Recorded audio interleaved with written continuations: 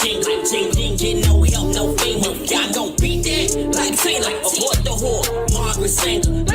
They want to hear from the mayor. If y'all ain't learned that yet, the mayor, not the trustees that don't do nothing, that only run their mouth. Y'all don't do no work. Y'all forget I am the leader. Hide the money, y'all. There's poor people around. With your broke ass. I could not be here breathing and be comfortable if I was really as bad as they was making it. You know, nobody could be around me. So for me to be this calm, I must have some kind of inner peace. And my inner peace is knowing that once everybody take the time to really see what type of person I am, you'd be surprised that I stuck around this long. I have to make the life that I do live as happy as I can and try to do the best with what I have. You know, live the best life I can live, be as happy as I can be. Nothing is perfect for anybody. I don't know. Boys, I swear, I think I figured it out. You know why they don't want us redneck brothers and sisters and the hood brothers and sisters getting along? You know why? Because we'd be unstoppable. I'm telling you right now, we would shut shit down.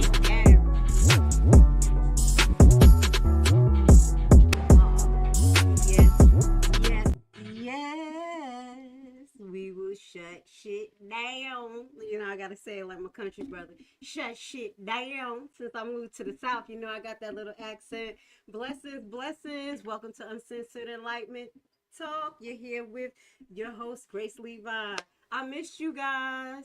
I told you last night was gonna be something like we could do a recap, but I think it's gonna be worth it. So we're gonna do a 2-in-1 plus a little bit more. You know what we do? We do deep dives.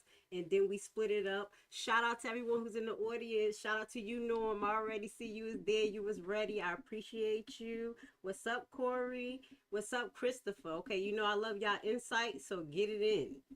So what we're going to do is, let me know if I'm yelling. I'm going to talk a little bit loud. I adjust my mic a little bit. Let me know how it sounds.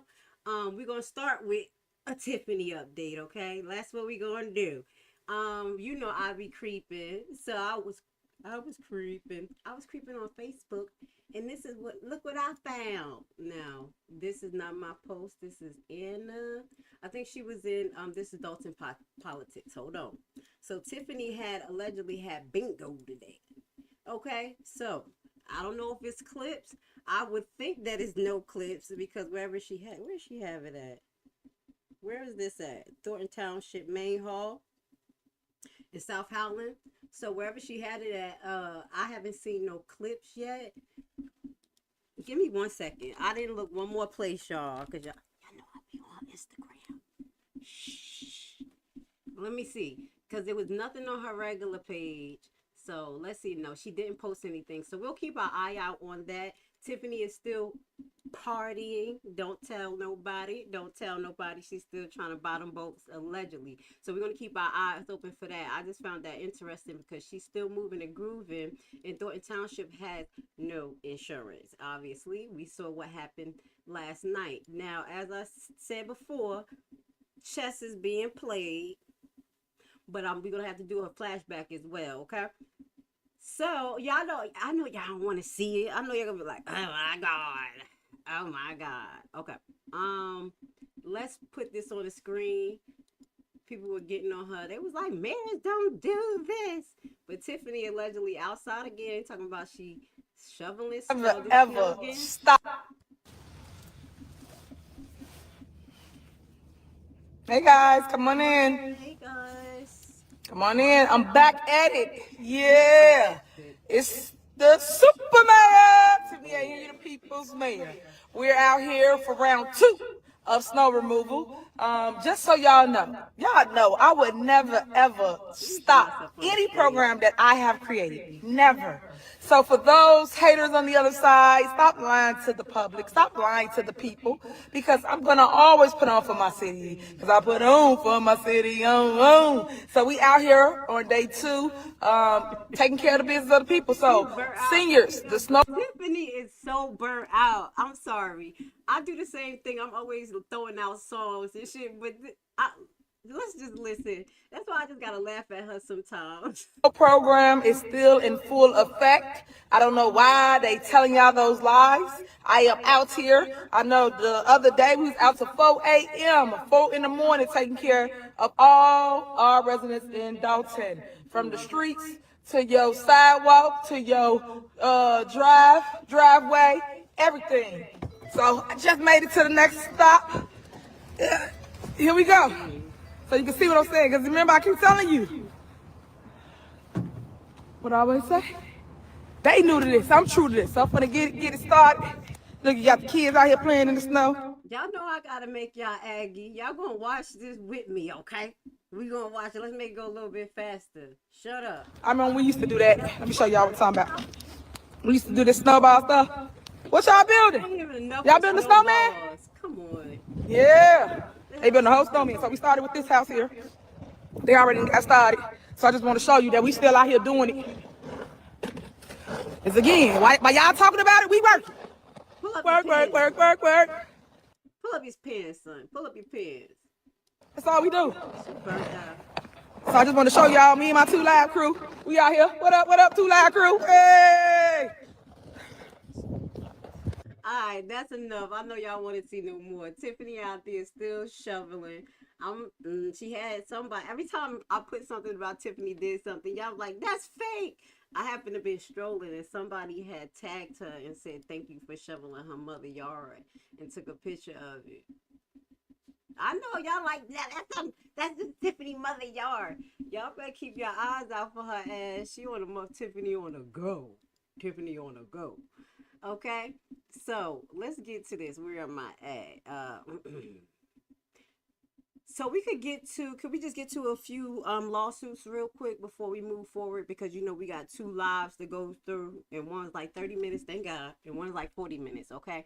But this is Henyard filed another frivolous suit against Thornton Township trustees. Now, this has to do with them missing board meetings. All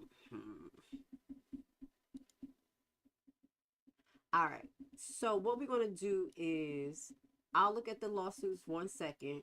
We are going to get to a little flashback. This is a flashback I did a couple of weeks ago, and it didn't get much play, but now they talking about it, y'all. I told y'all, Grace be psychic. Wait, I'm looking for my flashback thing. Where's my flashback thing? I need a producer here, y'all. I can't find my flashback. All right, let's get it on the screen. You see my face? Then I'm going to find my flashback in a second. All right. Hold on 1 second. Let's put it on there. This is the little flashback where I talked about the trustees missing, how many days they can miss. This was an episode I did about a month ago. Got 370 views, which is okay. The most important people paid attention because I knew it was going to come back around. So we're just going to put it on the screen, and then we're going to watch this little flashback real quick. Are you here for round 2? I hope you're here for round 2. Tonight was officially supposed to be the Dalton and Thornton deep dive that I started to do weekly. You know, it's been hard for me to cover them every single time something happens, so I try to pick out the most important things, also follow up on some of the subjects that I already presented to you. So what I told you guys in the last live is that we will be going over 2 cases that is related to Dalton, okay? But before we do that, I'm like, y'all know I was hunting before, right? And I was like, wait, we got to find it. So we did have some questions. So some of those individuals was here on the last live. Yes.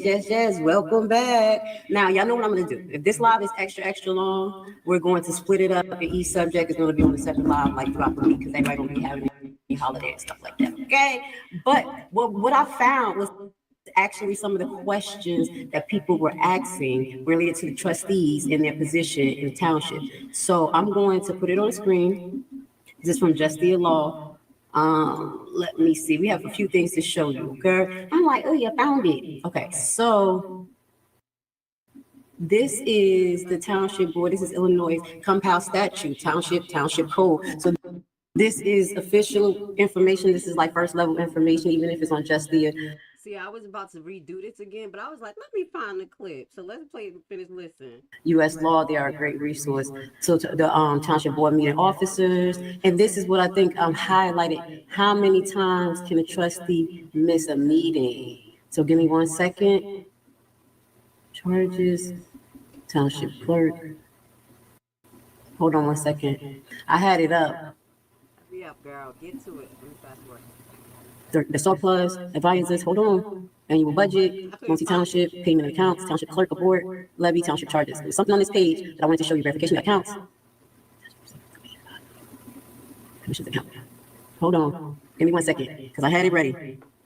Go. That's probably why y'all ain't watch it, because I was looking for and it was right here at the top. I finally found it. That's probably why people was like, click through. But I found it. Hold on. Let me make sure I have it. Do I have another one up? Give me 1 second. I have a few up. Give me 1 second. Adequate records. I have another one up. Fiduciary, second public acts. Give me 1 second. This was, I found it. Okay. This is about the quorum. This is the one I wanted to show y'all later. The board meetings in township upon request. Oh, tag it. It's right here in front of my face with my blind self. That's why I have these. I'm sorry, y'all. Sometimes I get tired. Glasses right here ready. I said, just in case my little blurry vision. Okay. I had it. I was like, what is on this page? Y'all know I was doing a short little research. Let me see. Can I make this a little bit bigger for you guys? These are the people that had those questions. It's a little bit bigger. Okay, so this is just the board meeting, township and road district account. And then it went down into township board declare vacancy. This is part C, okay, of this. It says township board may declare vacancy in the office of township supervisor or trustee if the supervisor or trustee has 5 or more consecutive unexcused absence. So we were talking, I said 3. You remember I made a guess and said 3? It's 5, okay? So that's probably why she's trying to push these things through. So how many times did Gonzalez miss and how many times did Carmen miss? If y'all know, put it in the chat, because this is. And then I had looked at it afterwards and we were already at 5 or 6 at that time. I was nervous. Not on this live, but afterwards I looked. I was like, oh shit, let me shut up. Let's see what happened, because if Tiffany here, she gonna file. So now let's move forward. This is something that we brung up. Fact check Thornton meeting attendance requirements. So let's read what Lansing Journal has to say. Shout out to Lansing Journal. We're gonna be watching a clip from them. Again, I think we got a clip. No, was it from their phone? Maybe. I don't know. They're getting a little loose over there, but I appreciate their journalism too. So fact check Thornton Township meeting attendance requirements. So this is January 6, 2025. At the December 30th, 2024 Thornton Township special meeting, supervisors share her thoughts regarding meeting attendance by trustee Carmen Carlis. Okay. And I stopped because my favorite resident be getting on me. And Chris Gonzalez, she stated they had missed 7 meetings. You see what I'm saying? And I remember that prior to her stating this, and I hope I didn't say it at live because I didn't watch it again. But I'm telling you, she be watching stuff. And I said I had kind of like, damn, I think they missed like 7 meetings. But okay, let's just keep moving forward. And it says 4 regular meetings and 3 special meetings. Okay. What did she say here? Did she say anything here? No, I'm not up to read that. Okay, so Henyard repeated these numbers at other points in the meeting and asked for Carlisa and Gonzalez to resign, as what we do to her all the time. Attorney Tiffany Nelson Jorski advised members of the public to consult Illinois Township Code about meeting attendance requirement. Illinois Township Code 60 ILCS specify the number of meetings an elected official may miss. According to Section 80-10C, the Township Board may declare a vacancy in the office of Township Supervisor or Trustee if the Supervisor or Trustee has 5 or more consecutive unexcused absence from the regular scheduled Township Board meeting. And that's one of the things that I talked about in that live. I was like, okay, so when it came to Carmen, she may have excused meetings because of the situation where it came to her and KP. Okay, in that restraining order, but I have to bring it out. You know, we have to bring out what we have heard so everybody could, you know, just be well rounded. Allegedly, because I haven't read it, but it was brought out by Trina that this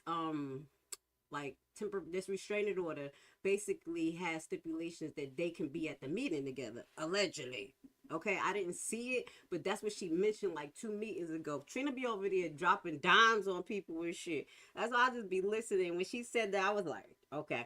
You know, people try to ignore. I just kept it into mind. Okay, so 10 meetings since Jones resigned. The Lansing Journal reviewed the meeting list on the official Thornton Township website, as well as our own records of the videos and articles about Thornton Township meeting.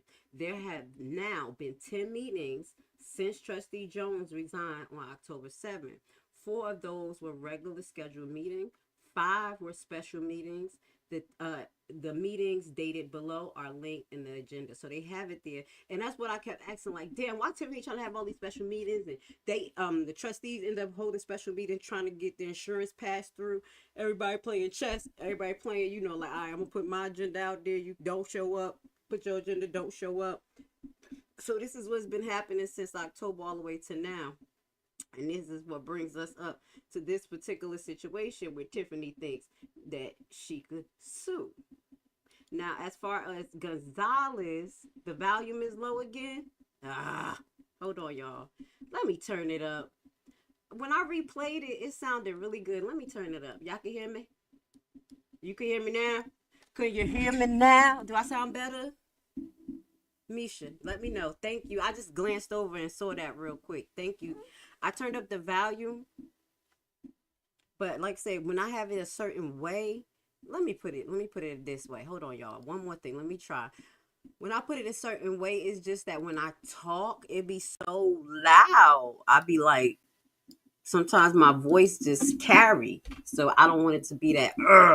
Anyway, hit the like button. Thank you so much for being here. I'm going to get to the questions and everything, all y'all comments in there. So this is something that I brought up a while ago, and I knew it was going to be an issue. I was just hoping Tiffany didn't see none of that. Her ass was like, let me find a way to get him to court. Okay. So Henyard filed another frivolous suit.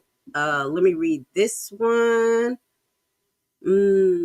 So this is giving some opinion. This is Illinois leaks, and I think that's what you were talking about. You mentioned that some attorneys don't agree with what she's saying. Let me get to y'all comments before I get to that article. Give me 1 second. I'm gonna put the article on there because I saw y'all saying some stuff. All right, y'all. Now let me just give y'all a heads up. I know everybody start putting disclaimers up about their comments. Now, certain things y'all say is defamation, so I'm not going to put it on there. I know I had said some stuff allegedly about her eyes being flat a long time ago. You know, we got to keep our eyes out for that, allegedly. But y'all got to be kind of a little bit more subliminal with it. So I'm not going to put those comments where y'all saying that type of stuff. But I understand.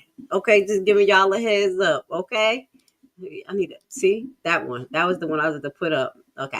So several municipalities attorneys have already said she and that attorney are misreading. I got you. The law and trying to bend it to their needs. So, but we did read it straight, and it is 5. It's 5 consecutive. So I know Carmen tried to call in and they denied her. You remember? So that's something that's going to be considered. There's a lot of factors going to be considered about them not being there. But regardless, Tiffany ain't got no wiggle room at this point. They're going to show up. Don't forget, because we're going to talk about the 21st. They're going to show up. Everybody going to show up the 21st. And we're going to get another trustee in there and just move this fake chain over. Just act like Tiffany. Just look straight like nothing happened. All right. Oh, stop it. All right. Blessing. How are you, Miss Sharp?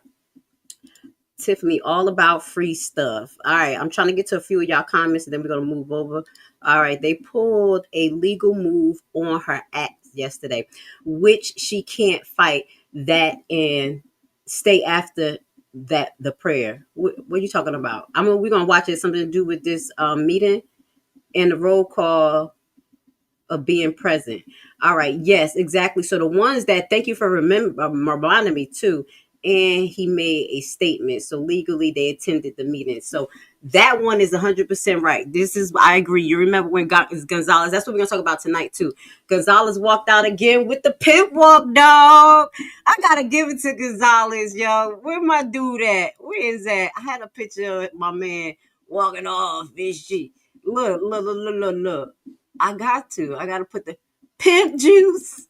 let me stop. Let me put this ain't easy to do. I just was Googling something and look at the picture that came up. Look at Gonzalez right here. Look at my man right here walking on with the pimp juice. All right. Shout out to Chicago Tribune making somebody always pay for your shit. But we had to get that picture real quick because he over there showing out like, oh, it's easy now. The first time was hard, but now it's fucking. All right, let's get to what they were saying. So we could keep the audience up to date of what's going on in the news, you know, a little bit of our perspective and get this conversation going. All right, we here for it tonight. We'll be here for a couple of hours. Y'all know what I'm going to do. I'm going to break it up, do what we got to do. So hopefully y'all can make it through it. If not, y'all, I'll put it up later.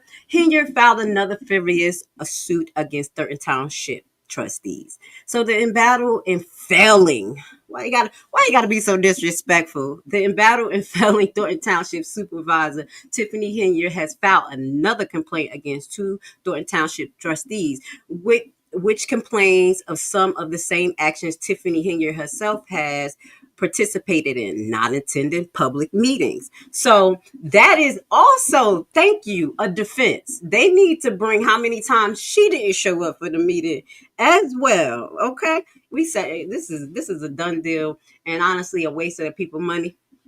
The complaint is a mandamus, which by is a very definition seeking the court to compel defendant to do or not to do something.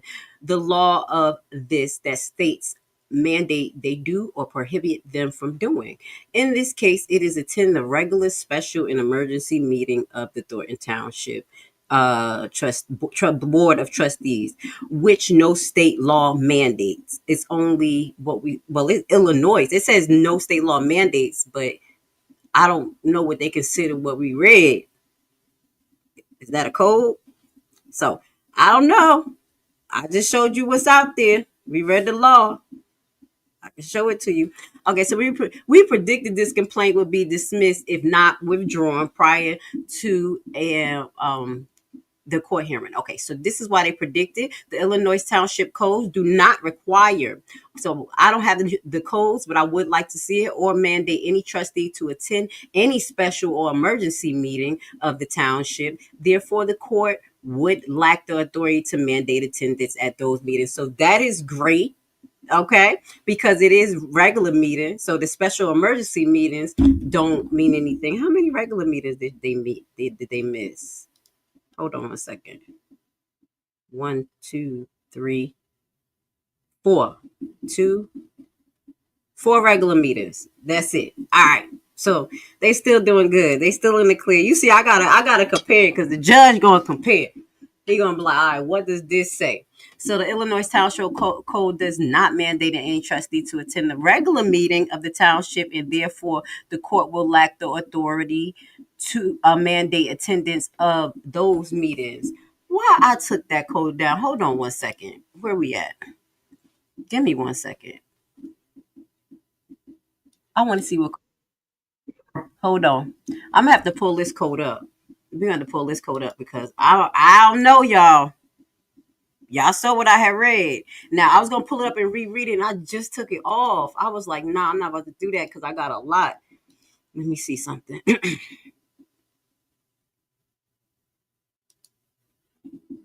Township shall board meet. Okay. The township board shall meet at the township clerk road district account before any bills, assist obligation upon request of the supervisor or any 2 board members, the township clerk. This is 80, the board meeting township and road district accounts. Why did they quote that? Hold on 1 second. Give me 1 second. I'm looking at. They quoted in the Lansing Journal section 80-10. 80-10 is for the board meeting township and board district accounts. Board meeting township and road. Okay. We're going to go into this. Give me 1 second. I'm getting all distracted. Let me finish reading the article and then I'm going to pull it up. Let me see. Can I pull it up? Because I'm getting a little distracted here, but I know what I seen. So I do know it's 5, and that 5 comes from law. So they did cite it the 5. So that's what I'm saying. If they said there's 5 that they can't miss, how are they not mandated? So that's why I'm kind of like, what is the article talking about? And I'm not trying to, throw nobody under the bus. But I ask those questions like, hold up. Because if you say that it's 5 they can't miss, that means that they at least mandated to go. So we're going to look into that a little bit more. Let's finish read this, what they have on the screen. I don't want to, go back and forth with the article. There is a refusal to serve in section 5530 of the township code, which does not apply to the township trustees, but the only penalty for refusing to serve is forfeiture of $25 to the township. The definition of refusing to serve is not found in the township code. There is a section 5537, which talks about misconduct and probable omission of duties and other things. But since the township code does not make attendance a duty of the township, we doubt that this could be applied. Now, all of these things that I just read should be applied to Henyard, or could be applied to Henyard. You see what I'm saying? Why can't I be suing her with these things in mind? And they just pull anything. Let me find out Delgado got something to do with some of these things. Let me find out. Let me find out. All right. So what is this? This is it. This is the complaint. Ooh, that's nice. Hold on. I'm trying to get it to, if maybe I could get it to, okay. Let me read the complaint. Ooh, this is nice. It's little, but I'm going to read it. Good. That's a lot. All right. Y'all want me to read it? Okay, background facts. As provided in the Illinois Code, this is things that we're gonna read some of it because I'm gonna have to revisit this, y'all, because this throwing my whole live thing off. Oh my God, I hate when I do this, y'all, but it's intriguing. This is how I start digging, and then I go into something else. We're gonna read a little bit of this, and we're gonna revisit this because this case is not gonna be due yet. Okay, Tiffany versus the trustees. We're gonna see when is the court date. I think it's going to be coming up in February. All right. So let's just read a little bit of it. Oh, my God. I hate when I get distracted. As provided in the Illinois Code 60 ILCS, Township Board of Trustees Office of the Township, Cook County, Illinois, consists of... Okay. So Tiffany Henyard appointed on March 3rd, 2023. And the current supervisor of Thornton Township, Darlene Gray, elected. They talking about that. Okay. They talking about these appointed position and Gerald Joan appointment. Okay, we went to go. Thus, these current township board for Thornton Township consists of the supervisor, 3 trustees, naming Tiffany Henyard, Darlene Everett, Christopher Gonzalez, Carmen, and with the vacancy of the office for trustee township. Okay. So I want to get to where she talks about Illinois townships provide an account audit shall be paid by the supervisor within 20 days presentation. What is going on here, y'all?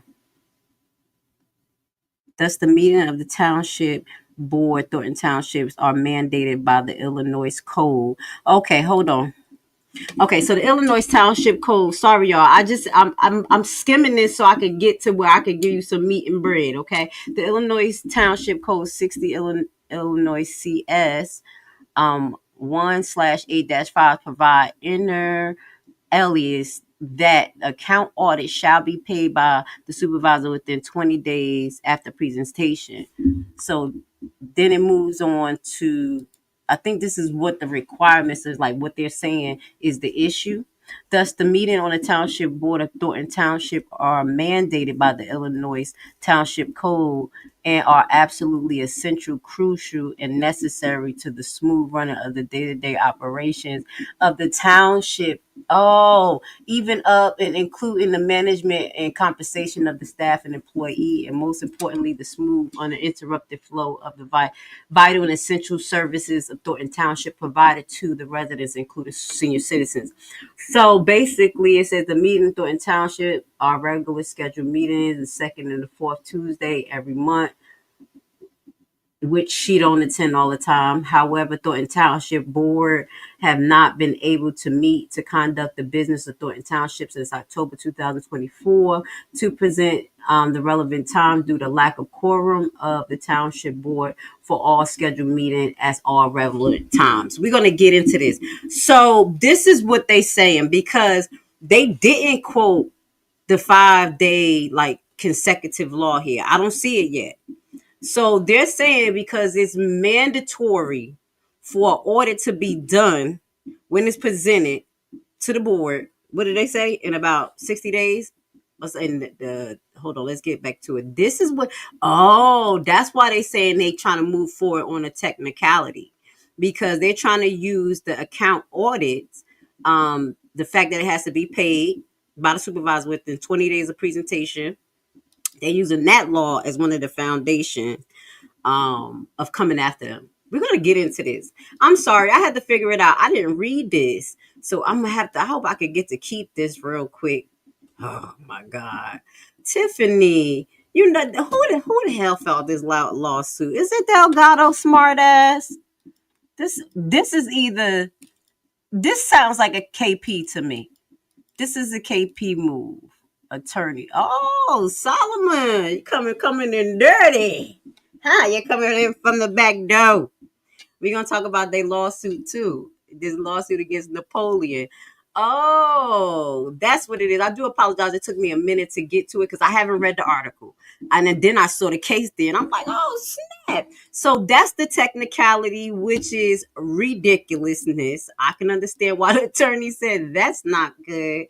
You better amend that. So we're going to review that next week because I know their court date is going to be coming up. All right. I'm like, why would they quote the audit? And that's why I was looking at that law. And I'm like, why would the newspaper put that there? That don't make any sense. Let's see. Can I get to this? Nah, I got it on the screen before we move forward. You remember I was having trouble pulling up the cases last time. So I got them on the screen already. It's only a few that I want to look at the bottom. So this is the Tiffany Henyard right here versus Christopher and Carmen.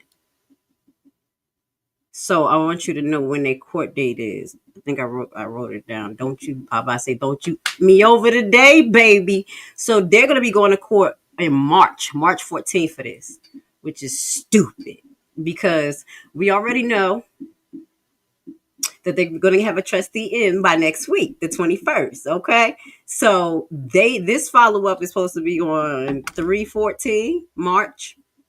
This is going to be a waste of money. All right. Did y'all see that? Okay. Now the next one I wanted to look at is we have the Napoleon one. And I just got to give y'all a heads up because I think y'all think it's happening after the election, but it's not. They have court. There's a motion case management call. This case management call at least is in March. It's March the 12th. The election is not until April. So we have to keep our eyes on this case. This is the case with Tiffany versus Napoleon. Okay. So we'll keep our eye on that. The date is March the 12th, before the election. So it did not go away, y'all. Now, I don't think she's going to have a chance to get in to be a supervisor, but she's still spending the money up. All right. So what we're going to get to is, before we get into the last one, I want to show you with the clerk. Thank God it's showing because the clerk thing is up there now. Because we're going to get to it because when we talk about Thornton Township, me and you, clerk, Miss Wells, she want to get the hell out of there. She's done. She ain't be for the hot seat. She like it calm, cool, collective. Don't call me out. And I'm already talking fast. But KP and them really is on some BS, yo. They have no loyalty, no nothing. They bother everybody. I ain't even getting into it yet, but y'all know what y'all saw with some bullshit. So fact check, Thornton Township buses lacked insurance while on the road. So this is a fact check that's brought to you guys by Lansing Journal. So I didn't get to read it. Let's listen to it. Despite lack of auto insurance, people have reported seeing Thornton Township buses driving in town and around and outside the township. Um, Township trustees Gonzalez said he witnessed a township bus driving without insurance. It set a bad example for residents. Though he understands the function buses play in helping seniors, the seniors getting around, he said the township must do things the legal way. Yes, I've seen them, said Gonzalez, over there dry snitching. He ain't dry, he's snitching. He's like, I seen them. We have to operate safely. We're a government entity and we're supposed to be a leader. According to Gonzalez, the town auto insurance policy lapsed December 1st. The insurance provider declined to renew. So he declined. I thought Tiffany probably did it on purpose, but they said they declined to renew the township insurance policy, forcing it to seek new coverage. So I will retract and concede that. I blame Tiffany for that, but it's still Tiffany's fault. Since then, the township has lost opportunity to engage in new insurance. Some meetings have been boycotted by Gonzalez and Trustee Carmen for what they said was Supervisor Henyard's effort to place inappropriate actions items on the agenda. And yes, I had no issues with them not showing up sometimes when she put that agenda up because that shit was gross. Gross. Credit cards, houses, boats. Let me stop. I'm just playing. But everything she wanted was on her wish list was on there. And some nights I'll be like, woo, this gonna be ridiculous. But when I knew they just wasn't showing up, like fuck it. Because I was like, is this what they gonna play after this? They're gonna have to, and that's what they did. That's what they did. They played chess. So then on June 6th, Henyard missed a chance to approve new insurance policies at a special board meeting called by Gonzalez and Carlisa. And I think that's when she had an attitude or something happened. And she said no. Several social media, and correct me if I'm wrong, several social media users have posted image of the video of Thornton Township buses on the road. Some even engaging with drivers. What they was doing. Man, look at that. They was all over. They was in Calumet City video in Michigan City on Michigan City Road. So she provided the original. Okay, so it says Ramona of Calumet City posted videos on Facebook of township bus in operation in that town, which she said was traveling westbound on Michigan City Road. She provided the original videos to Lansing Journal along with the image of the metadata timestamp showing the time, date, locations. People are not playing. They are dry snitching. They ain't dry snitching. They wet snitching. They said, I'm just fucking telling. So Tiffany is just doing this. People know it's right here in the open. Just keep on going. So what was the fact check? Huh? Because that's what everybody was saying. We appreciated Lansing for you to put out there for the rest of the public. But that's what they had said from the beginning. They've been on her ass like kryptonite. Now, remember this before we get into what happened at the hearing. Again, the date is set for the elector of Thornton Township trustee replacement. I'm gonna put it on the screen. If you don't remember, get it up there.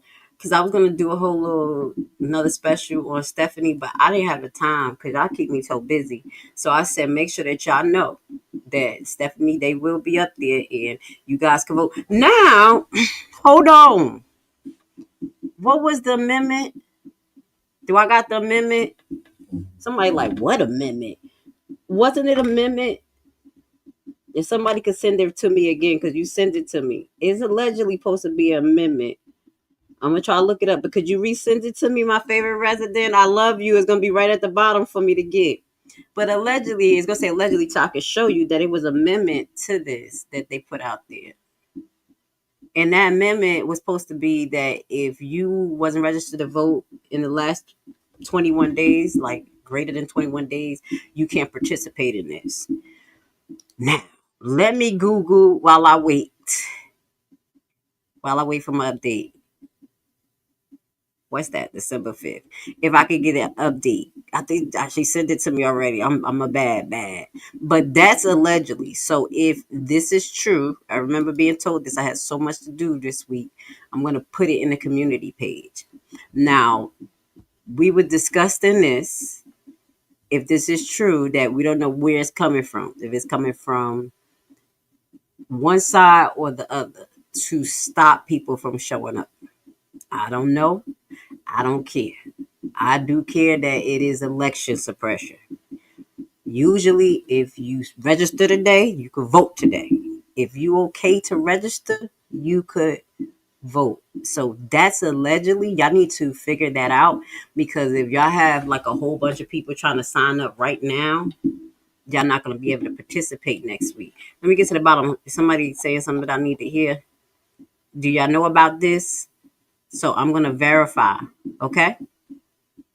All right. So that's something that I wanted to share with y'all. Don't forget, Miss Wiedemann will be up for the seat for Thornton Township, which would basically make Henyard lawsuit even more obsolete, because it's just stupid. Okay. Let me get to some of y'all comments. Y'all got a lot of comments, and I didn't put a star where I stopped off, but we're going to move on into the meeting of the hearing. I think that's what I have up first. And then we're going to get into, I want y'all to, I'm going to look at the case. I can't look at the case. I can look at the date. All right, let's go. Napoleon lawyer. Let's start at the bottom. We're starting at the bottom. If you saw the last meeting with trustees, look how the clerk sat so far away from Tiffany, like she had the cooties. We're going to look at that today. Napoleon lawyer said, Napoleon lawyer said we'll file for monetary sanctions against the attorney and those who were listed. Is that about the contest? Because we're going to talk about that. I had watched that. I said, oh my God, this is about to turn into some shit for no reason. Okay, about to turn into some Tiffany has her township buses riding cities right in front of everybody. That's why she's so infamous, because she's doing it right in front of everybody. That's why the clerk wanted out and they lost. Napoleon lawyer gave them the blues for improper filing. This happened. Oh, you telling everything right now, Chris. We're going to get to it. Yes. I was... KP and Smith is a waste of time. KP and MS fighting like he is losing his job. If he began being paid on the low, and that's why she keeps getting them loans to herself. Oh, yes, we do have some things to show you tonight. Just something simple. Y'all know I was creeping. So we're going to show you something on the Dalton finance sheet. Don't you know no good? Okay, Tiffany just killed her chances of ever running for office, having those buses on the road with zero insurance. Tiffany got her chance to get a documentary. That's what she got. There is no insurance at this time. Henyard refused to present any real documents that there has been any insurance company that would insure them. There is no insurance. Henyard is in violation. She faking the fraud, and that's the problem. She won't show nobody anything. And to the people who be sitting there being her coons and goons and saying, oh, nobody, she didn't get locked up. They didn't move forward with the indictment. So where's the proof? The proof is in her behavior. The proof is in the chaos that she's giving, that she's showing. She could do simple things and just show what she's supposed to show before she presented to the board in front of everybody. Simple fix for certain things, but she will not. Yeah, this 3-page thing. These motherfuckers is just liars. Tiffany had the clerk pass the tax refund back in October meeting without the quorum. And that didn't pass because we saw that paper.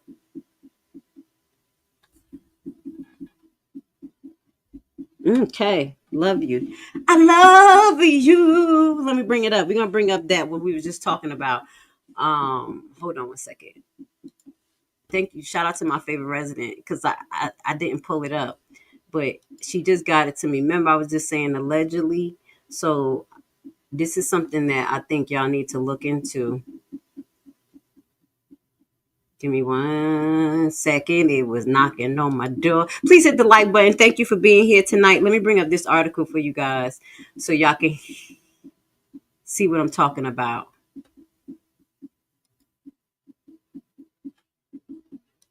Okay. Where we at? All right. Sorry, y'all. All right, so this was posted in Thornton Township Citizen Action Committee by Miss Sharp. Shout out to Miss Sharp. It says amended public notice and rules posting for Thornton Township trustee replacement meeting. Okay, on fucking task. On task. I said, what the hell? What the hell? This is posted the 14th. Amended public notice. Is it on the screen? Let me make sure. No, it's not on the screen yet. Give me a second. Let me put the article up there. On task. So appreciative to your residents that's doing your fucking thing. This is it. Here we go. All right, so this was brought to you by Lansing. Shout out to Lansing Journal that's keeping us aware as well. Amended public notice and rules posted for Thornton Township trustee replacement meeting. Okay, this for Tuesday, January 21st, and the meeting at 6:01 p.m. Doors open at 5 p.m. It says, though the update shared below was not published on the usual clerk office page, the Lansing Journal with PDF upon request.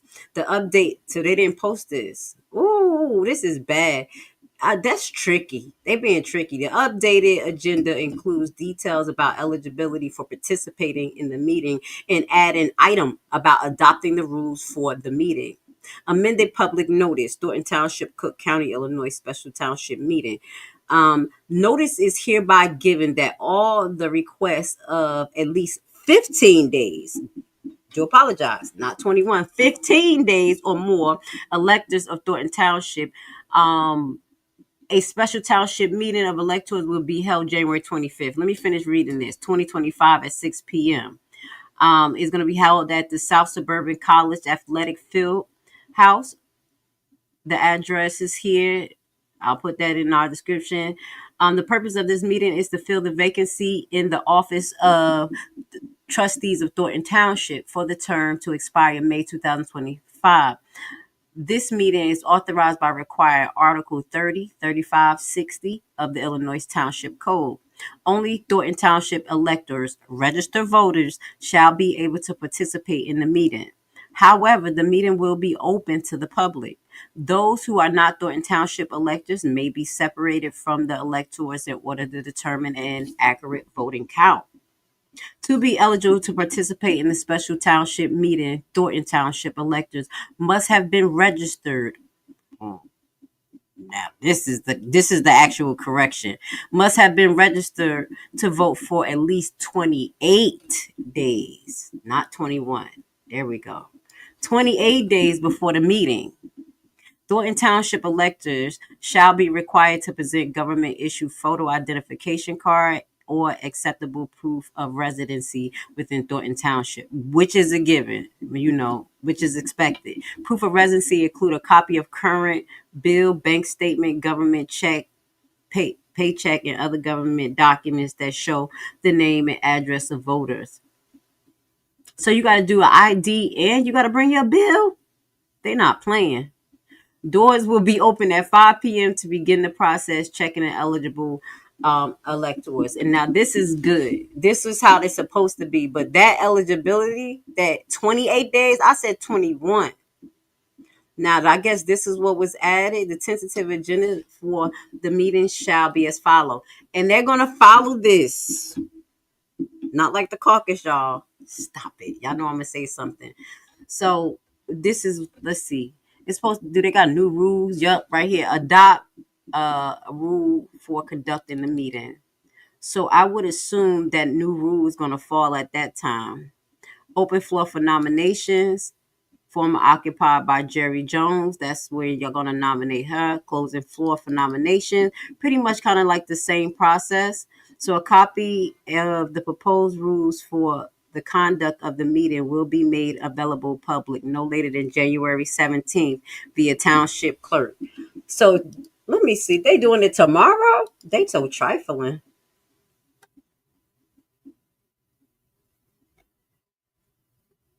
I don't see no update here at Thornton Township. We are here to serve. I don't see an update by the clerk. I'm not about to get distracted, but yeah, this is what was very important. Thank you to my favorite resident. Shout out to Miss Sharp as well for putting it out there. And where were we at? That if y'all not part of it, jump on to Thornton Township Citizen Action Committee. If y'all part of Thornton Township, not just people who trolling. I know I'll be looking, but I don't cause no problems. I don't go saying shit. I already know shut my mouth. You know, I'm just learning and watching and respecting in the corner. Like Roger. I got jokes. We're gonna put that article in there for you guys. All right. So let's move forward, and I just want y'all to look at one more thing. This is what I want to show y'all, just to prove that I think the clerk been trying to get out since the the 30th. And then people have been trying to basically stop her. Here goes some of the stuff that's on the county website about the clerk trying to leave. She said, "I'm about to quit. I can't deal with this. This is my last days. Y'all stressing me the hell out." So y'all stressing me the hell out. So it started on active date 12/30. She put it in 12/30. Request a vacancy order. Sitting public member of the Thornton Township Office of Electoral Board. So this is what I wanted to show y'all. Kind of the process that they've been going through. And on 1/3, proof of service was given. Notice of emergency motion. This is additional appearance from Napoleon Harris. On the 6th, he came up. Additional appearance on behalf of the response of Napoleon Harris on 1/8 and George Baker. I wonder why Napoleon Harris got something to do with this. And then on 1/8, it says candidate response and opinion to the request to vacate order. Sitting public member of the Thornton Township. Notice a file of additional appearance. But then it was like, okay. Then on the 8th, it says notice of filing candidate response in opposition to request to vacant order seat. So on that day, they put a lot of motions in on the 8th. And it's like her and Napoleon going back and forth. On the 9th, it says practitioner reply to the candidate, which is Wells to Napoleon. This is like little comments. Amended response in opposition to request to vacate order seat public member on the Thornton Township. So they're going back and forth. And she's still asking to get the hell out as of 1/10. So we're going to keep y'all up to date on what's going on with Loretta Wells. Y'all figure it out when she ain't there no more. I guess the pressure started being on her a little early. When I was like, keep your eye on her. She said, shit, after 20 years of this, I'm a gangster. I don't need this shit. And I ain't going down for this. Allegedly. Okay? All right. Hit the like button. Let me move this off the screen. Oh, I can't get Fugly off the screen. She's like, it's my time. All right. So now we looked at all of the filings. Oh, also, y'all didn't know that the trustees went to court today for a hearing. And I didn't get to listen to it, but it sounded like Jedediah had the recording. I was trying to go listen to it, and I had some stuff to do. I was trying to go log in, and I had to run out. So I want to listen to that, but I do know that they have a follow-up court date on 2/13, which Tiffany versus the trustees in the Park District, which is another waste of time at this point, which is another waste of time because she's trying to stop them from basically having meetings there. That is just basically it. So now, how long we been on? Oh, we did good. We 48 minutes. Oh, shit. I thought we were doing bad, dog. Hit the like button. Now we're going to get to the Lansing Journal, where we're going to watch the Thornton Township short not meeting. And we're going to get to y'all comments. And I'm going to see what y'all got to say about that 28-day thing, dog. 28 days, dog. I don't understand. And then they didn't even tell nobody, and they're going to post it tomorrow. They real disrespectful. All right, let's start at the bottom. Napoleon lawyer said will file for mandatory safety. Oh, no, wait. Let me get it to the bottom. Hold on. That's where I had stopped before. Okay, so if you saw the last meeting, that's what you was talking about. If you saw the last meeting with the trustees, look how far the clerk sat away from Tiffany. That's what we're going to look at today. The sanction against Max makes sense. She pays Max and maybe keeps a part. There are no contracts signed. How you know? Where you know? How you know there ain't no contract signed? Tell me what you're talking about, please. I like details. I be trying to figure out what y'all say. Y'all know every time y'all say something like that, I be like, "What happened? Show me the receipt so I can show it." Okay. Wasn't there a bingo also? Yes, that's what we had showed earlier. She had a bingo today. Yep. Shout out to Dawn Politics for keeping us update. The fact check about the buses was that Keith Price told the reporter that they may have. Yeah, we addressed that. You know, I had to stop because KP, shut the hell up. He always saying something. He always got some angle. One Day Insurance, when asked about the buses being used for bingo, remember he said that, which is BS because all I know about that is Uber or rent a car. I don't know. And rent a car wants you to have your own insurance. Okay, so Donut said, "Oh news, why live on old news? Tiff has to pay court. That's new news." Okay, Donut. Let me just move on. Y'all know me. Okay, Christopher. Mike Smith got so mad in the objection filing, he started cussing. Yup, front of everybody, and it was recorded. Exactly. That's what we're about to get to.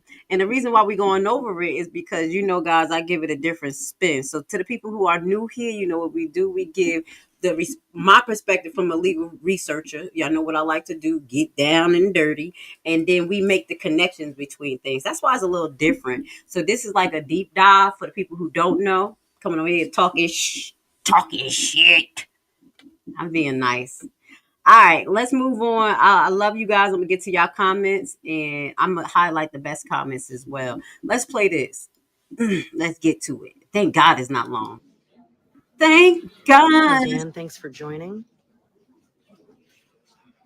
Shout out to Lansing. Let's see if I can get a slightly better shot here.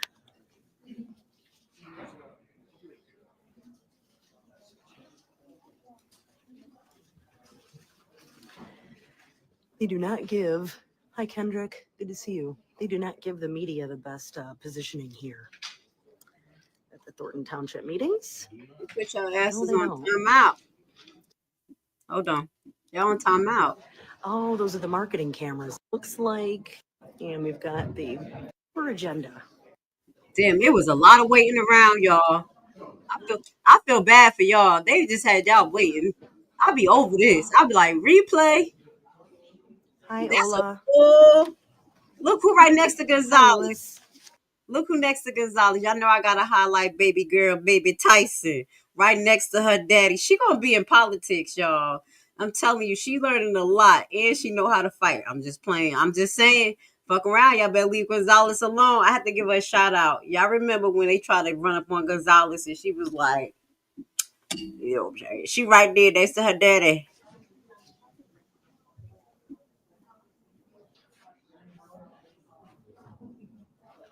I'm all amazed by his daughter. Let me move forward. Thank you for coming this evening. I am proud to announce that we have a formal quorum, so we will be having a board meeting this evening. So thank you for attending, everybody. All right, I would like to call to order our regular scheduled board meeting. Today is January 14th, 2025, and the time is 6:15 p.m. Please call the roll. Thank you. Trustee Gonzalez. Trustee Gray Everett. Trustee Carlisle. Present. Supervisor Henyard. Present. Next, will everybody stand for the pledge?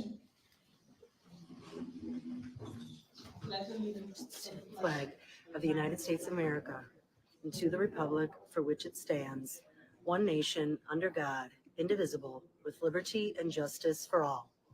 All right, if you would, William, we're gonna come and do this a little different. You're gonna lead us in prayer, please. It's the first time I've been to a Thornton Township meeting where we actually did a pledge Precious Father, we thank you. For the prayer. Holy Spirit, we ask that you would have your way in this particular place, Lord, in every heart, every mind. Thank you right now, Father, that you're leading this government as you instructed it. So we thank you, Father. We understand it. We know that all men don't have faith. But Father, we trust you. We believe you. Many people we love you. We give you glory. Are upset at the person. Now, y'all can't be disrespecting God now. Come on. I don't like him either, but I shut up. Jesus. Praise, Holy Spirit. Don't mock God. Take control of these spirits. Have them submit to your way. Lead and guide us into all this shit sounds demonic to me. I'm sorry, people, y'all. I just don't like it. Come on, hurry up. That's why we thank you. We give you glory, give you honor. Continue to give our leaders, Father, a heart of courage, passion, and compassion for your people. We thank you for it now. In Jesus' name, amen. Y'all see why I be Aggie? I'm sorry, y'all. Come on. That sounded all weird and demented. Y'all messed up the prayers. Just let the man pray. All right. So just for the record, God, that's so disrespectful. Everybody like, don't pray for me. All right, I'm gonna let it play, y'all. If you don't like someone, please listen. Normally at meetings, y'all do know there are ordinances that say you cannot disrupt a meeting while we are in session. If you do not want to listen to anyone here or view us, you guys can leave. You can view us via website or on someone's live, but you cannot be disrespectful when someone's praying about God. So please have respect for the Lord, at least have respect for that. People can. I'm sorry to say, I agree with it. I said it last time. Somebody cursed me out, but come on, y'all. Y'all cannot be disrespecting the Lord. Say what they want, pray how they like. It is not up to you to be a hindrance to them as they speak, as you're doing now. So I promise you one thing, when I win next week, we're going to get all this under control, because this is too disrespectful and out of order as it relates to older people. Y'all are older people acting this way at a board meeting. Because understand this, the youth is watching. They do what they see. So if the older people are out of order, they're going to do the same thing and expect the youth to follow. I told you she over here watching us. Didn't that just sound like what we were saying, how I was saying that the other week? And then Martin G came and said it, and other people started saying it, and now here she goes. She be thinking that she be doing something. Tiffany listen to what happens and try to flip it into her own. I listen to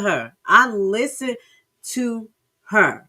She even messed up and said one, like the saying that we put up there from this one right here. She messed up and even said this one time. She had to catch herself. Pay attention to Henyard. She pays attention to us. She said when they said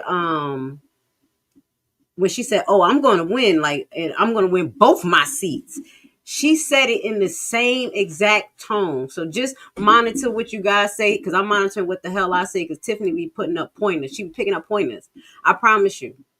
That's why I was a little like, when I found out about the 5 days missing, because she watches us. Listen to her. So I just want to point that out, because y'all are so disrespectful. All right, moving on to the next item. If I could, I'd like to say a few words before we get started. Okay, you can say some words, but let me start. Trustee. I would like to say is... Trustee, you don't have the floor. We cannot, we will not move backwards. We have not come this far to stop what we've got going on now. I would like to thank everybody for coming out tonight, and we'll see everybody next week. All right, motion to adjourn. We is not adjourning no meeting. At the end of the day, we got to pay the insurance. What kind of mess are y'all on? Carlisa got up with authority this time. You see, she got her spine. This is a big change from earlier. She said, motion to adjourn. We done? Heads up. Let's go. So y'all do know y'all just cost people their jobs, their insurance. We have nothing. Why y'all come to a board meeting and adjourn and we not call the roll? Y'all pay no bills. No bills. I'm glad y'all conducting and condoning that type of behavior, guys. At the end of the day, okay? Y'all can get out. There's no meeting now. So look at that over here. Cute. You see that old lady over there looking all cute? She ain't old. She all cute. I ain't trying to see Tiffany ass. I got to go. I want my hair to look like that when I get older. That shit was swinging like Ooh, I like that. I'm sorry, y'all. I got ADHD. And Carmen, I sued Carmen and I sued Chris because they have not been coming to the board meeting. So I just want you guys to know, would you please be quiet? The board meeting's over with, so please get out. Do not walk up on me. Please do not walk up on me. No, you cannot. So do y'all want to hear this? Because I already y'all saw the follow up on this.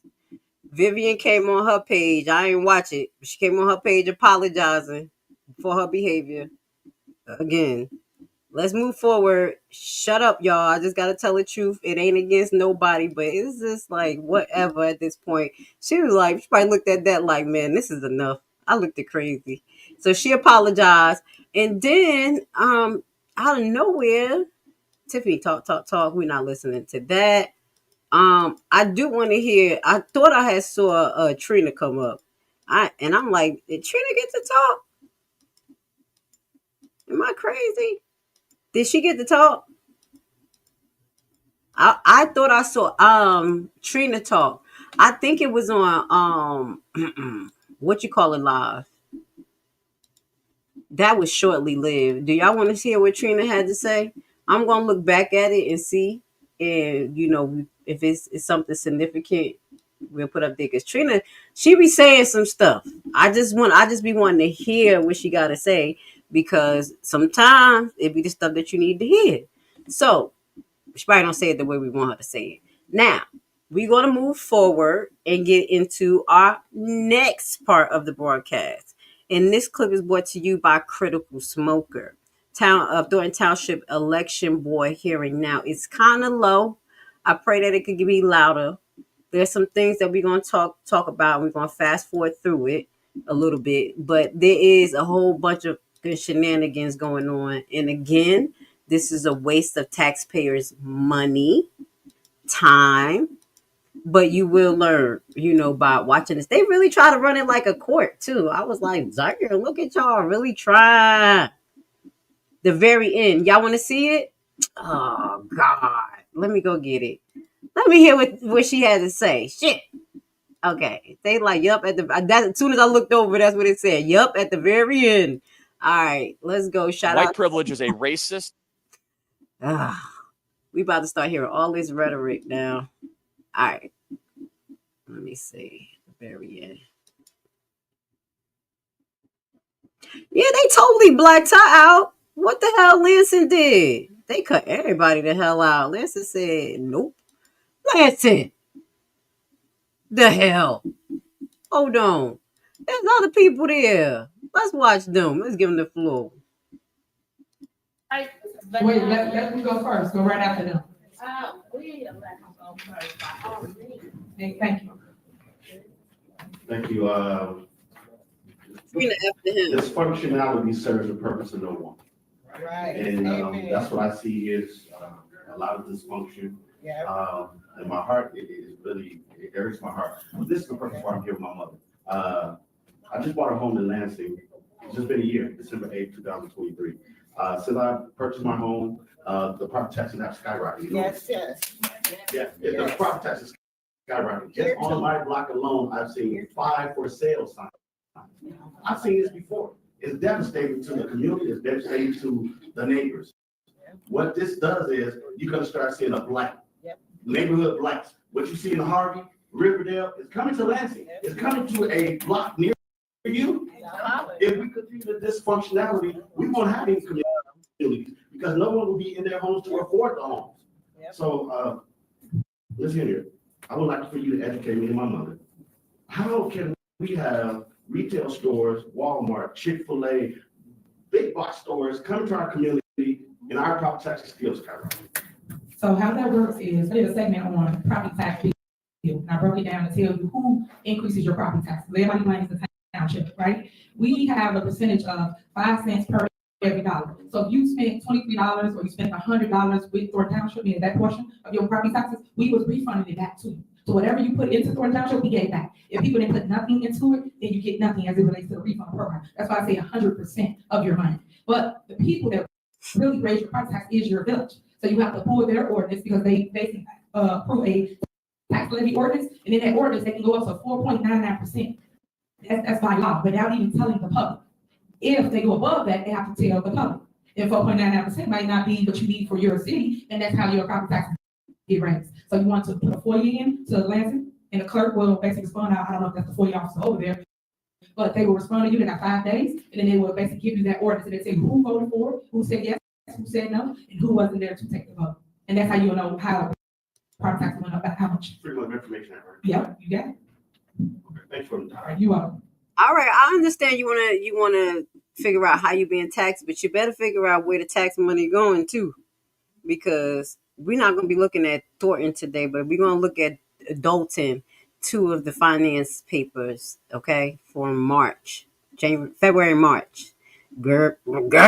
Okay, so that's a good question about the taxation, and then you need to figure out how they spending it, because shit is weird. Let them know. He also needs to put that in with the school boards, the park district, and each separate entity can go up on the taxes up to 4.99%. Correct. Shout out to Food Smoker. Thank you for letting us use your clip. On your tax bill. So if you in school district. Now, Lansing, stop cutting the residents out of stuff. 162, you want to do a 40 under that. Your park board, your library board, everybody takes a portion of your property taxes. But the bulk of it comes normally from your city or your village. And the other portions is small, but it comes from all those other entities. Now, I will say, y'all, listen to that. Y'all not listening to everything she's saying, but that's what I'm doing to the actual entities who taxing me. The school board. Okay, that's one of them. They taxing me high as hell, and this school out here fucking sucks. So I'm trying to figure out where's all this money come. Beautiful ass building. Everybody, we got the lowest percentile, the 30th percentile in Georgia.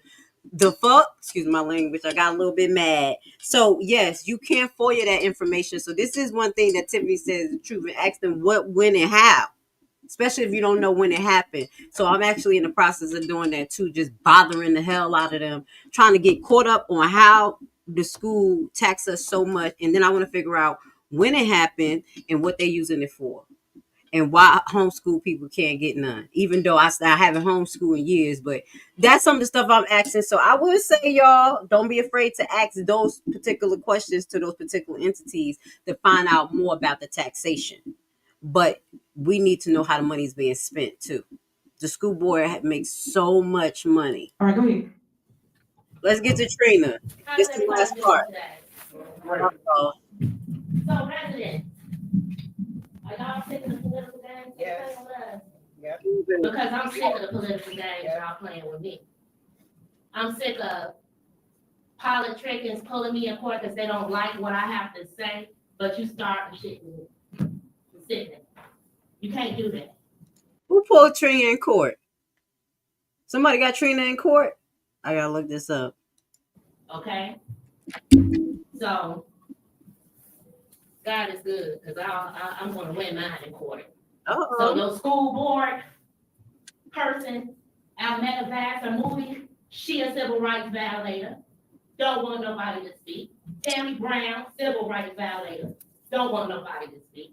Brittany Norwood was right with her. Tiffany, you locked us out. We still locked out in Dalton. Let us in. I'm going to take you to court. I'm going to make sure we get in. Because I'm tired of going to court anyway. But while I'm in there, I'm going to get a federal TRO because you're going to open that damn door for us. Plain and simple. We talking shit to Tiffany. Isn't she talking to Tiffany? Tiffany Wiedemann, not voting for you. Oh, Lord. All of this tactic to make sure that they send the trustee they want in, let it be a ballot vote. Why should children miss Christmas in a program that's been going on over 10 years? Why should people miss food baskets in a program that's been going on over 10 years? Thornton Township provides services only. When the doors are closed and you can't get service, everybody gotta go. Everybody gotta go. Because this is service only. You wanted your trustees to come to a meeting for the insurance. Then you did not come to a meeting. Now they walked out.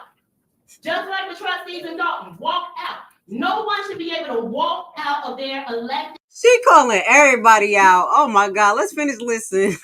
Position during a meeting, not for nothing. Stop tolerating it, stop taking sides. They did like this. Nobody asked their ass. They did like this. They got signatures. for this seat. Carter was appointed. Yeah. Look at that drug dealer in the back. I'm sorry, y'all. Y'all see that big ass chain? Oh my God. Look at that. Oh, you know he from the 80s. Ghetto boy. I'm sorry. I was like, what the hell is that? I'm sorry. One could only be so black. Right? Who is that? But she gonna walk out. She can't be here. She's scared. I got the order of protection right here. Who won? See, let's listen. This is what she was talking about before. The order of protection she has against Keith Price doesn't say he cannot be here. I got everybody's order of protection. Everybody's order of protection. I got Tiffany from Mr. Robert. I got Jedediah Brown. I got Staples. I got Lacey. I got mine. I got everybody's orders right here. Right here, and I paid for it. You thought it was sealed. It ain't sealed. Call the car loud. Keith Price. Who wanna look at it? Who wanna look at it? I do. Read it. I'm gonna say right, Tiffany Henyard Paul Roberts. Who wanna look at it? Nobody wanna look at it. I do. These are civil rights violations. Some of them. I don't go to restaurants and go peeking in at people do goddamn window. Okay? I just don't. Well, you drive around with your camera, Trina. You know I love Robert, so I gotta come talk for him. Now that's a public figure, okay? And you be around with your cameras just like that too. So stop it, Trina. Don't be messing with Mr. Roberts now. Stop it. Right? And Miss Alicia, I can read lips. So that's you too. Okay? Oh my God. I can read lips. I'm done. Okay? I'll be a fool helmet head. See that? See how you have your opinion and I have mine? What she called a helmet head? Yo, what the fuck? Yo, this is finished. Not going back and forth with you though. Okay? Because y'all start stuff and then y'all say, oh, police, black women up in here. Say, hey, police, she got a gun. How many times y'all gonna do that shit? She said, oh, helmet head. Right? And you think it's fun. To say somebody got a gun and they don't. But then you'll have your same black ass out there talking about Black Lives Matter. I know. But when they make bad wigs and lashes matter, motherfuckers, then your life will matter. Since mine does not. Who is she talking to? She talking to Henyard? You see how we all have an opinion. All right, wrap it up, Trina. Wrap it up. I will wrap it up. Because there won't be no more violations with me. And everyone who has violated me, like I promised you, I will see that ass in federal court. And you cannot have nothing. I'll sue your ass for your burial plot. I don't give a damn. It don't matter how old you are, you violated my rights. And you can think you can stand back, oh, I don't got anything. You better not have made pre-arrangements, because that's property. I'm gonna take that shit too. He is so disrespectful. And y'all have a good day. All right, that was the epitome next to Gonzalez walking the hell out. I got to give it to Trina. That was the show right there. And Lansing, you had the nerve to leave the best part out. She told everybody a new asshole yesterday. I'm just keeping it real, not saying she got the best delivery, but she done told everybody an ass real quick. Okay, so let's move forward. Let's get into this hearing. Where is the hearing? Okay, wait, I done lost track because Trina done got my mind blown. She blew my damn mind. Hold up. I want to see, the restraining orders. I'm about to inbox you, Trina. You can give me them damn restraining orders so I can read them. Remember I was telling you, she was saying that the Carmen one has some restrictions, those type of stuff. So I want to hear that. I want to see all that. All right. Do I got it? Okay. Now I just started. Oh my God. Trina blew my mind, y'all. I'm sorry. Trina blew my mind. I wish I gotta put Trina on the screen when she blew my motherfucking mind with that one. I had a few things running through it. All right. So let's move forward. Shout out to Trina. I just played it. Now let's move forward. Thornton Township Election Board hearing. We are not going to be here for 3 hours. We're going to get to some of the key things And one of the main key things that was just ridiculously drawn out here was this 3 paper thing. And I'm going to be honest. I believe Keith Price and Catch a Dog Smith is a whole piece of and a whole piece of liars. I do believe that they're lying. I do believe that they found out that Napoleon did have some type of address out there. Even if it's not his only address, it was probably a way he could finagle it to be his primary. And I think that they tried to, get another angle and say that it was a paper in between. So this is who we have. We have Hunk on the screen from Goonies, and we have Thicker Than a Snicker KP. All right, these are our men of the hour. On top of, let's put her there, because she was there, right there in the background, talking to them and shit. This is why I don't understand what's going on down there, y'all. It's just wow. We're gonna play a little bit of this, and when it gets to the part where they take their little break, we're gonna get to y'all comments. I'm gonna try to play it fast. Y'all know that this part was kind of low, so bear with me. Yeah, we were only given, yeah, that is the one we're talking about. We were only given 2 pages. Yeah, we just have 2. So it reads, and I did ask the clerk's office if that was, everything was filed. She said that she thought it was only 2 pages, so she remembered pretty clearly.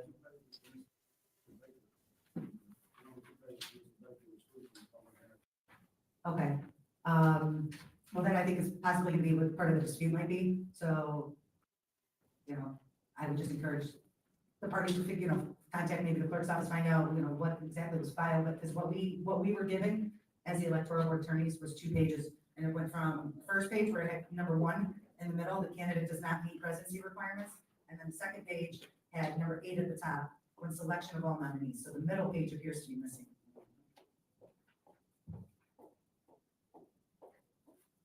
Well, they are going to present their motions, and the board will then decide based upon what their motions are. Mr. Price and Mr. Smith will present whatever evidence they have to dispute what Mr. Latsinski and Ms. Hennell file, and then the board will need to make a decision on that basis. Even though this is a motion to strike and dismiss, if it does relate to the issue of the filing, we may have some sort of evidentiary testimony, on a very limited basis, as to what occurred with the filing, but we'll just have to see what the parties present. There's nothing to decide at this moment. The parties have to present their arguments, and then the board can make a decision after reviewing those arguments. So one thing I just wanted to clarify, I tried to clarify myself, because at the end of this, somebody was doing a motion to withdraw. Was they withdrawing their motion before they was contesting the 3 filings, or they figured they couldn't get the 3 filings and then withdrew their motions? Y'all could get to me in the comments. We're going to listen. That was one of the things I was trying to figure out, because I said all of this was going on, and all you got to do is withdraw your shit. But then somebody was like, no, we are not going to do that. More polished shit going on. We're going to keep this polished shit going on. Let's go. Okay, is there anything further on this case? Yes, so the board rules.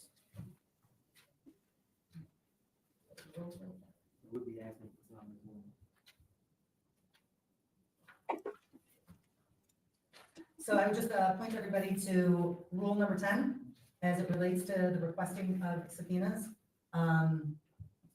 It does state that at the request of any party, the electoral board at the sole discretion may issue subpoenas requiring the attendance of witnesses and subpoenas to Tuesday's Tecum regarding the production of such books, papers, records, and documents as may be relevant evidence of any matter under inquiry before the electoral board in the same manner as witnesses are subpoenaed in the circuit courts of Illinois. The request for issuance of a subpoena shall be made to the electoral board in writing and shall identify the person or entity being subpoenaed and any materials requested pursuant to the subpoena, the purpose of the subpoena, and a statement describing why the subpoenaed person and or materials are relevant to the proceedings. A draft of the subpoena being requested by the party shall also accompany the request. Service of such subpoena shall be made by sheriff or in such other manner as allowed by the circuit courts of Illinois. The fee for the service of such subpoenas and statutorily mandated appearance and travel fees for subpoenaed witnesses and documents shall be paid by the party seeking the subpoena. If a person served with an electoral board subpoena fails to honor it, the electoral board may seek judicial enforcement of the subpoena as provided by law. So at this time, I would ask the board, does the board want to set any subpoena request deadlines, or do we want to do the motion to strike and dismiss? Given that we need to keep these cases kind of moving, it would be my suggestion that the board do to set a deadline for the request of subpoenas, and then after argument on the motion to strike and dismiss, if the case survives the motion to strike and dismiss, then at that time, I think the board should rule on the request for subpoenas. What was they going to subpoena? What was they going to try to subpoena? Cameras? Cameras from the clerk office? Well, then you won't have enough time to review them. So my suggestion would be to have them due on the 22nd or 23rd. Sure, very true. That's fine. That's fine. Yeah, that's a great suggestion. So subpoena, do you guys have any problems with that? All subpoena requests would be due on the 19th. Then any responses or objections to the subpoena request would be due on the 22nd. Any reply or response to the objection, if you will, for the subpoena request, that would be due on the 23rd. And all of these would be due by 7 p.m. on those specific days. So we'll just run it along the same track. Is the board good with that? Yes. Okay, then can I have a motion to accept the subpoena schedule as stated? So. Second. Chair Raymond? Yes. Member Swanson? Yes. Member Oswald? Yes. Motion carries. Okay, so anything further on this case from the parties? No. Okay, all right, then we will, we'll recess that case. We'll do a big recess vote at the end, but we'll recess that case until the next hearing date, which again is January 24th, 2025 at 1:15 p.m. I'm writing this down. Y'all, bear with me. And the location of the hearing, the location will hopefully be here. I will keep everyone posted as to where the location of the hearing is going to be. So. All right, we're going to go ahead, if the board is ready, go ahead and call the second case. Yes. Okay, calling case number 25. Wait. Oh, I'm sorry. Off the record. As a matter of fact. Are we going off the record? No, before we go to another case, the judge mentioned at the hearing about page 2 in particular, before the public members were appointed. She talked about the caucus rules and about it being inside of the objection. I want to make that as a matter of record. The judge talked about that at the hearing about the caucus rules. And she said she read inside of the objection, and that was part on why she made her decision on removing when we were on the Zoom call. If I may, first of all, just real quick. So what happened on that Zoom call and the judgments that judge made as it relates to the Zoom call relates specifically to the composition of the board. So that's the first thing. Second thing is, I do believe that in the second objection that there are allegations related to the caucus as well. So I don't know if she was specifically talking about the objection in the first case or the second case. But regardless, I would suggest that you put all of this in your response and put your arguments in your response. But the board will note what you stated, but that should be in the form of a response, and you can certainly make that argument at oral argument on the 24th. So the record's clear is this perspective, Mr. Price, not saying to the court. I just ran into this guy at the gas station. You wouldn't believe what he said. So there's some things that they're trying to get onto the record, but it doesn't make any sense because to me, if they're bringing up what happened at the caucus and they're not using this as a point to disqualify him as supervisor, it sounds like they only had 1 point from what I'm hearing, and that 1 point had to do with the address.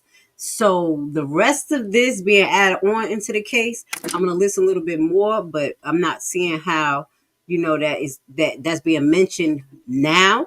And was mentioned by the judge, and that's not something that they contesting. They can't contest it because it got to be heard by a judge. So that's probably why they wanted to be in these minutes. I'm trying to figure out how they're pulling that into here, and they can't hear that particular case. So I guess they just wanted to be referenced into this board hearing that there's another case pending. And I think that's what heightened Napoleon lawyer to act like a damn fool at the end, because he's seeing what these people are trying to do. They're trying to create a paper trail, and it's called dirty politics. It was that submitted this objection, which contained 2 pages. Neither page 1, this was the document that was submitted, and page 2, it says number 4. It repeats these rules. So that's this most, and it says the whole hearing has violated the above rules 1 through 4, 1, 4, 5, and 8. That's what you were referring to. So either way, though, I want the board to understand that is what's inside of our objection. So if it was not time, how would it ever be mentioned? It's on the second page. It's not the page you're talking. Let's Wait a minute, one person at a time to make it easy for us to Agreed. And I think, Madam He said, you ain't about to yell over my white princess. I'm sorry, y'all. Chair was just probably going to state that these arguments shall be presented in the various motions as well as the responses and replies. But, you know, the board takes notice of the things that were stated today, but we encourage the parties to put that in their written pleadings. Anything else you want to add? Any proof you have that, I don't know if you have a receipt with the number of pages submitted, any proof you can bring us and the page, because we don't have it, so we can weigh that.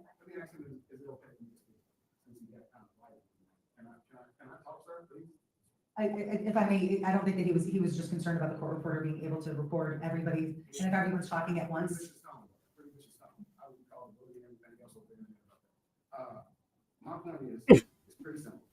He would not know the exact number that I stated that Napoleon Harris violated at that caucus that I have in my objection that he submitted, if he didn't get it.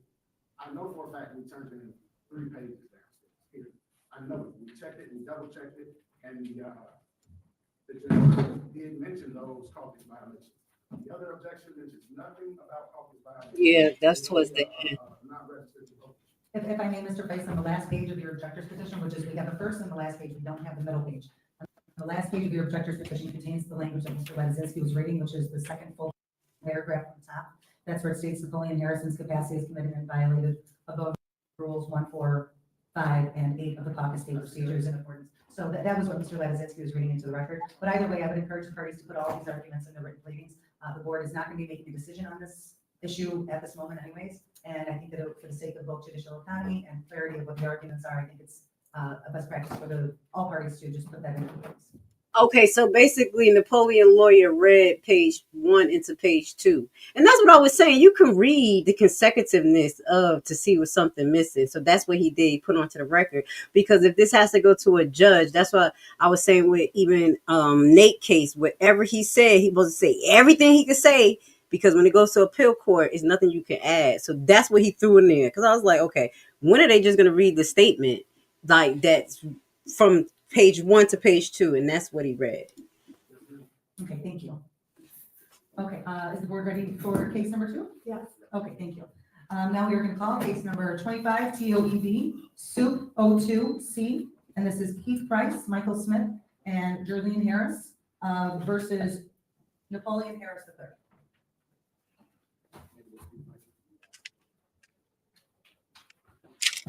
If the objectors could please state their name for the record and their appearances. Carrie Lynn Craftpepper on behalf of the objectors, and I do have an appearance that I will tender to the board at this time as well as to. Okay, and I have already researched too, but please remind me to do that. So I have an appearance I'll give to the board and to the candidates. This is not acknowledging receipt of Ms. Craftpepper's appearance on behalf of Napoleon here. On behalf of the objectors. Okay, and do we have anybody here on behalf of the candidates? Yes, Stephen Ladzinski, Blake D, UZ, and SKY on behalf of candidate. Priscilla Santana on behalf of candidate CEN. And just to go back, I apologize. Mr. Mullen, you were also here, and can you just state who you are appearing for? Ed Mullen, MULLEN, on behalf of the objectors, and I tendered my appearance to the parties and to the board, as well as the waiver of service on behalf of the objectors. Thank you, so noted. And for the for the candidates council, you guys have both tendered your appearances and waivers of service?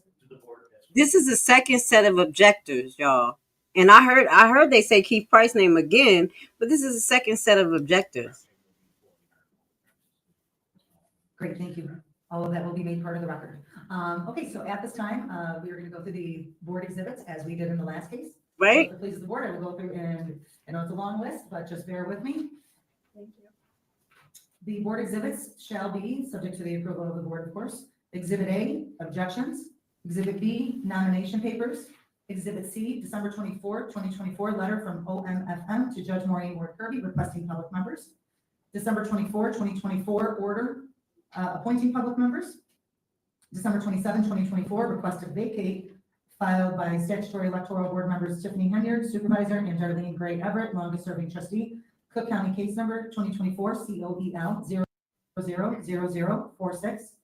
Exhibit F, January 3rd, 2025, emergency motion to set briefing schedule and hearing schedule.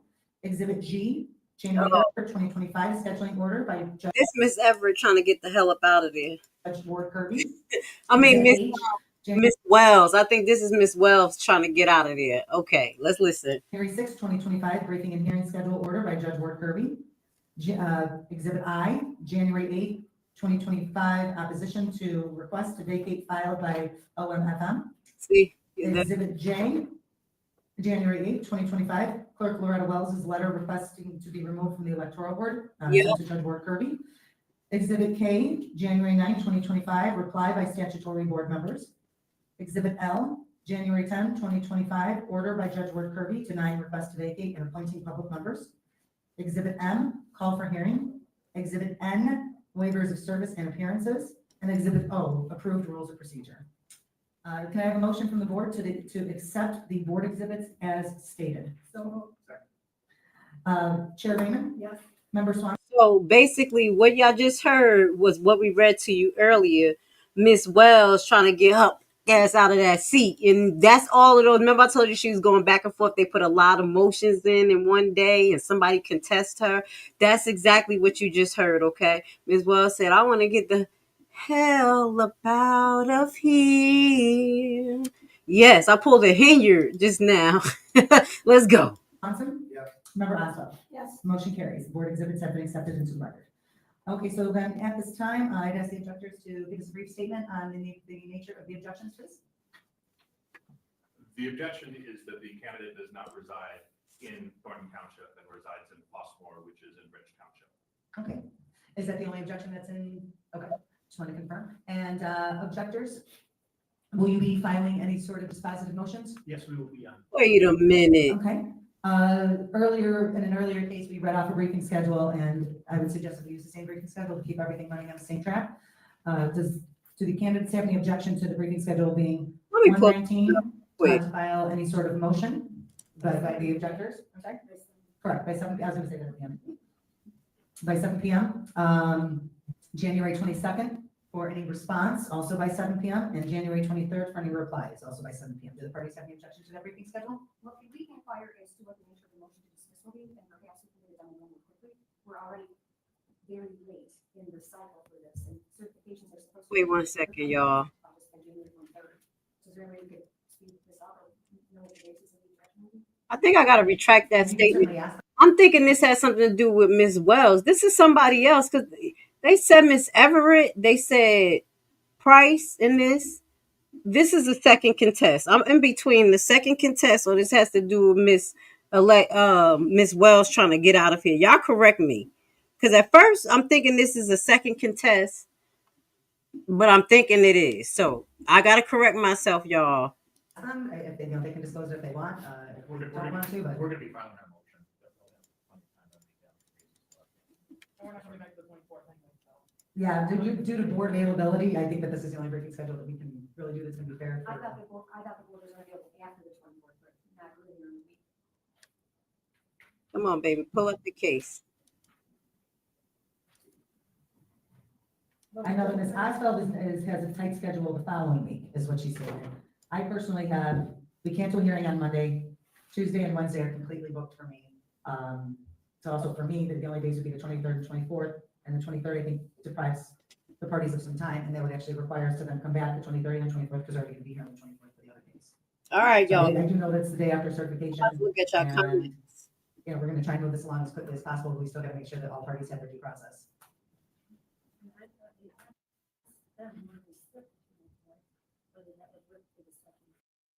We did.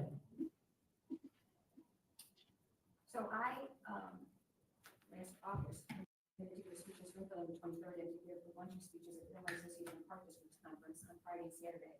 But because the board amended its rules to allow Zoom participation, depending what time this case would be, I could possibly Zoom in it after the motions. Okay, and then Mr. Mullen, will you be here I physically? will be here in person. Okay. I mean, that's fine with me. Do the objectors have any objection to? Okay, and the board has no problem with Ms. Craftucker appearing via Zoom if necessary? But this would be the 24th, correct. Yeah, that's the same time. We're about to see what these objectives are. The initial hearing, the first hearing for the first case would be at 1:15. So I would estimate at least half an hour, 45 minutes, maybe for oral argument for the 2 cases and for arguing the subpoenas. We know Ms. Craftucker will be participating remotely. We can change this order in which we hear those cases, and just give her courtesy of specified time. Like hear that one first. I have no objection to that. Mr. Price, Mr. Smith, do you have any objection to your case going second? Okay, so that's fine. We have no objection. Okay, so then we'll do case. No, no, I'll just list it differently on the agenda. I'll just list it out of order, and we can, you can also EV. Just need to listen to the names that they are saying real quick, guys, so I could clarify. This is a second objector to Napoleon. Now I understand what's going on. They are basically trying to get a subpoena, and I knew it had something to do with his address to try to verify. Now, I don't, that sounds like what they were talking about before with KP and them, but let's just listen because I need to get this clear. What the arguments are, I think it's a best practice for all parties to just put that in place. Okay, thank you. All right. Okay, is the board ready for case number 2? Yes. Okay, thank you. Now we are going to call case number 25 TOEB Soup 02C, and this is Keith Price, Michael Smith, and Jerlene Harris versus Napoleon Harris III. Okay. So that's what it is. Who is Jarlene Harris, y'all? That's how we had to figure out. So it's KP. They're in Michael Smith involved in 2 contests. One with them representing themselves, the big old dummies, and then another one that adds Miss Jarlene Harris. Do y'all know who Jarlene Harris is? Huh? Now this is the difference. And Jarlene Harris probably the one that got them a lawyer.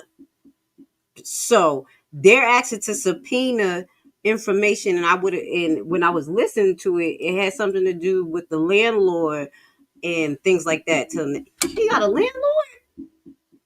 Napoleon. It's supposed to be the mortgage company. All right. I'm glad I got that clarified. I thought that had something to do with Wells. I do apologize. I want to make sure I give the right information. Let's move forward. So he got 2 objections here. The second one is KP, Michael Smith, and Geraldine Harris. Geraldine Harris, that's a female. Y'all know who she is? Saying that he lives in a leased apartment and we would want to subpoena the landlord, but we don't know who it is. How do you want us to discover these cases? So how do you want us to word those requests for subpoena? We haven't identified A leased apartment. I guess you would label it as an unknown person at this time.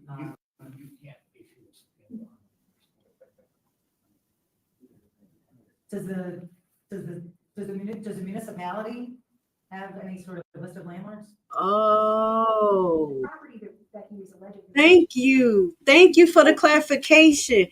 I'm like, why am I hearing the same dates that I was hearing when it had to do with the clerk case? You are so fucking amazing. Miss Sharp is on fucking time tonight. Thank you for filling in the holes, because I'm hearing the case, the filings that match the clerk hearing to vacate. So is that they're using inside of this as well? Thank you for telling us. Oh, well, hell, we got to listen to this. Oh, see, that's where the mix-up came up. Something wasn't right. Thank you for the clarification, Ms. Sharp. You on task. Tenant is not registered in Harvey as a rental property as required by the city ordinances, so we don't have that information. The city doesn't have that information. Okay. File or something else. We want to issue subpoenas to people whose identities we don't know now. For example, we anticipate that the candidate is going to be saying that he lives in a leased apartment and we would want to subpoena the landlord, but we don't know who it is. How do you want us? We don't have discovery in these cases. So how do you want us to word those requests for subpoenas if we haven't identified the individuals yet to whom they would be going? And I guess you would label it as an unknown person at this time. No. Does the municipality have any sort of list of landlords? The property that he was allegedly listed in is not registered in Harvey as a rental property as required by the city ordinances. So we don't have that information. The city doesn't have that information. Okay.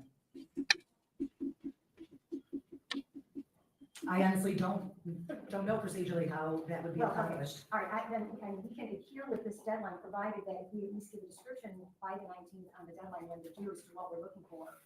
You know, because we don't have discovery here, if we can, maybe the board can then take that up. We just don't want to be precluded. We don't know the identity of who the subpoenas are going to go by the 19th to say that we missed the deadline.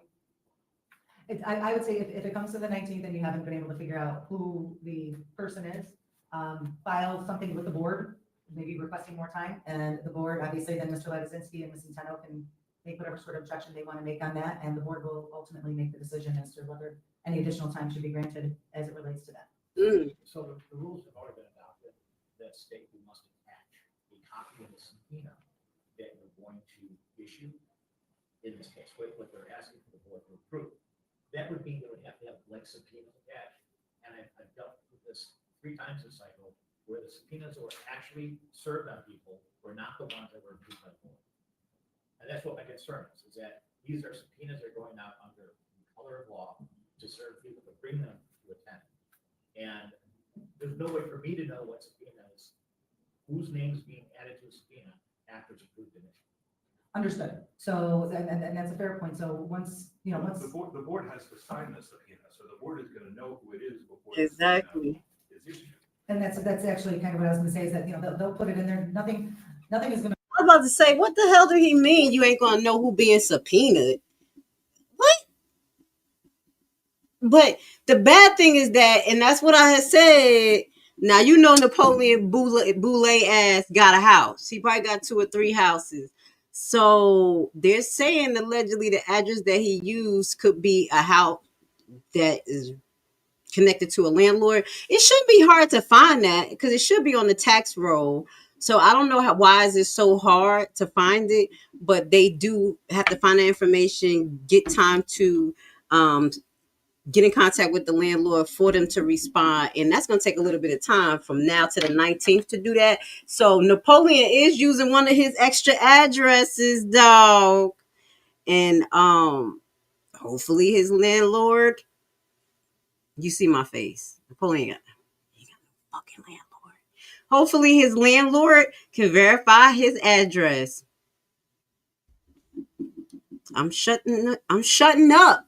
Gonna go out with Miss Raymond's signature on it. The great black hope for you guys, but I'm gonna shut the hell up because this is the second time. This better be your address, Napoleon.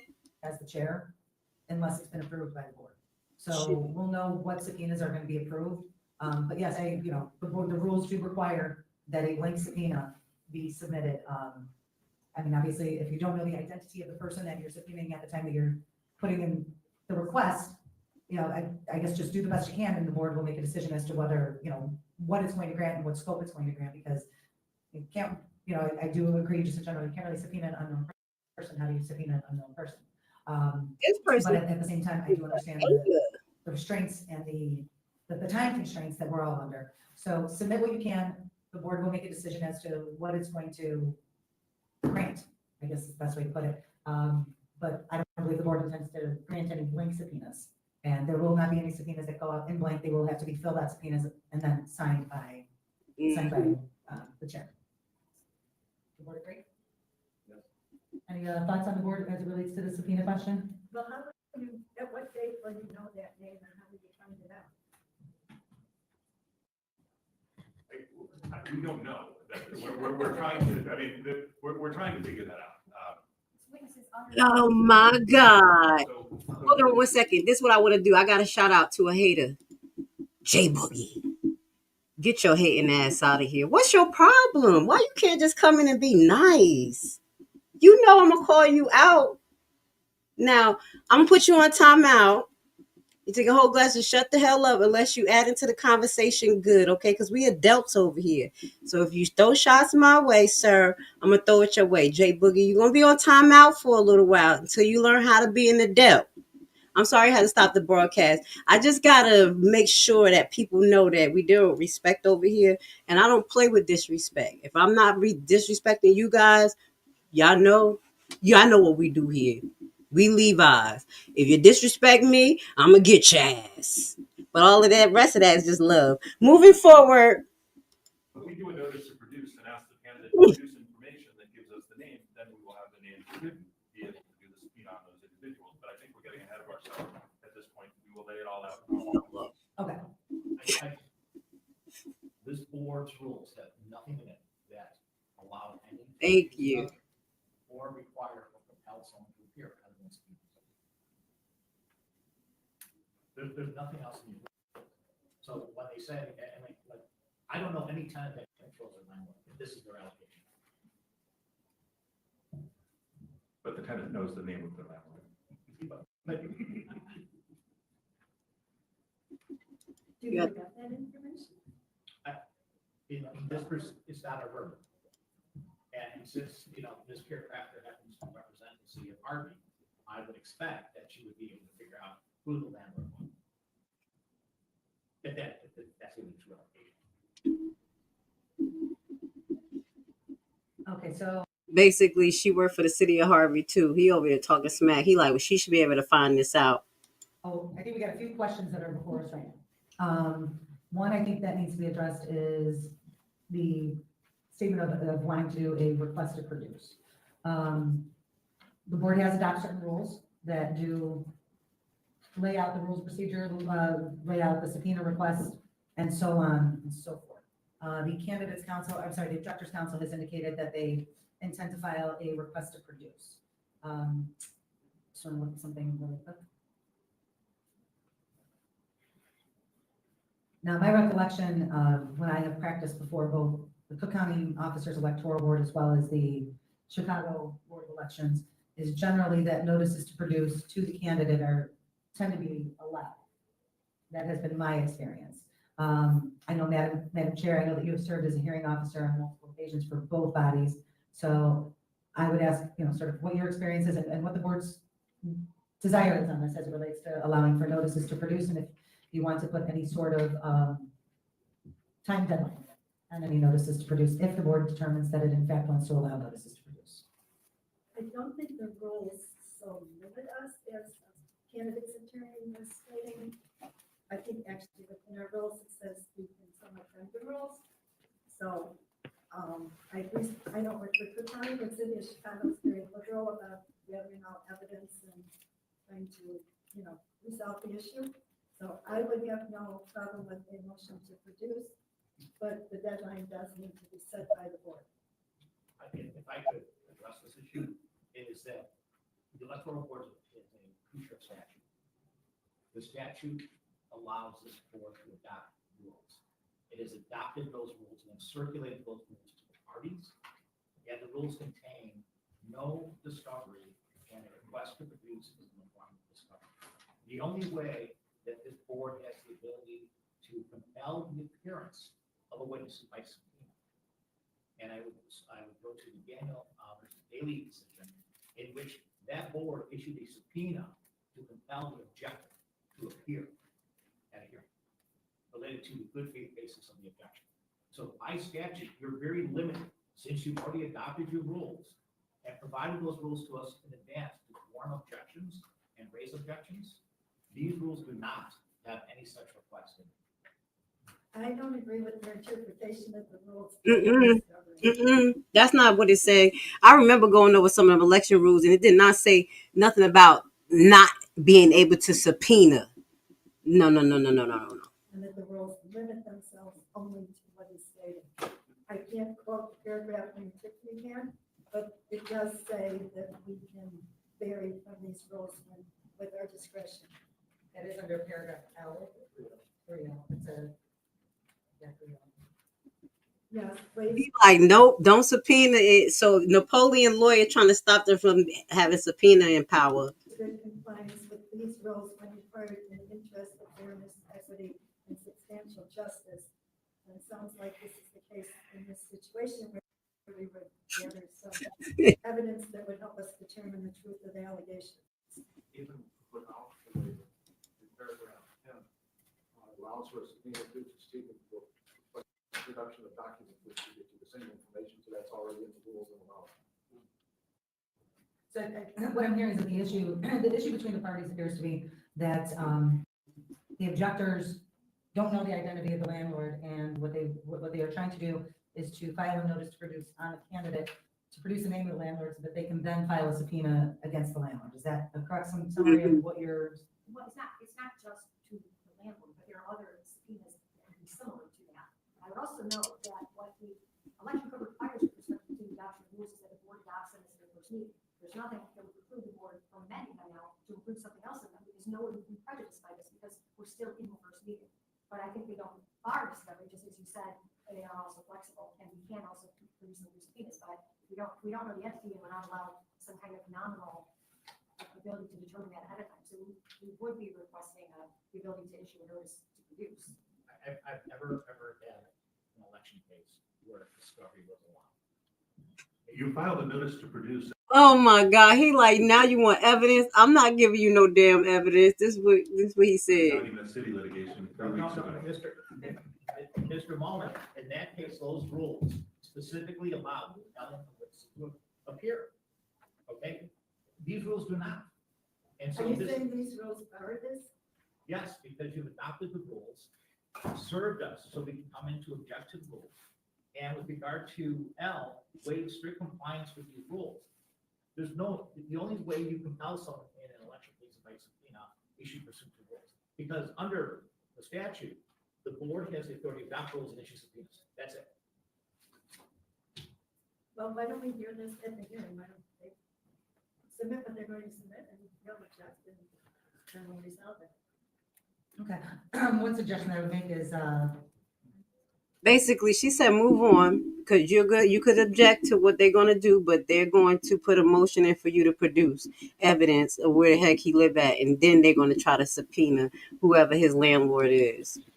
I thought that they was just trying to subpoena because they never mentioned a motion to compel evidence, but he like, this has never happened in the election board case. Shout out to Levi family that said, this is crazy. I never saw nothing like this a day in my life. And I haven't either. They tried to make this move as much as like court as possible. rather than maybe a notice to produce, just put everything that you guys are asking for in a subpoena. And for the request for subpoenas, you can submit the one that's unknown, the things that are unknown, you can submit it as unknown. However, once the subpoena issues, the only way that the subpoena will issue will be that there needs to be a person identified. So I know that some of this is going to be contingent upon the responses that you receive from the subpoenas. So we'll just honestly have to see what's filed by the parties. And you need to find the landlord. Just go on the tax roll, girl. Go from there, because right now we're sort of talking in theory, but without actually seeing documents before the board. So that would be my suggestion, and then, have everybody argue it on the 24th, and if additional time for the issuance of additional subpoenas needs to be done at that time, or any other additional actions by the board to allow for the cases to be heard in full, then that can certainly be the board's prerogative.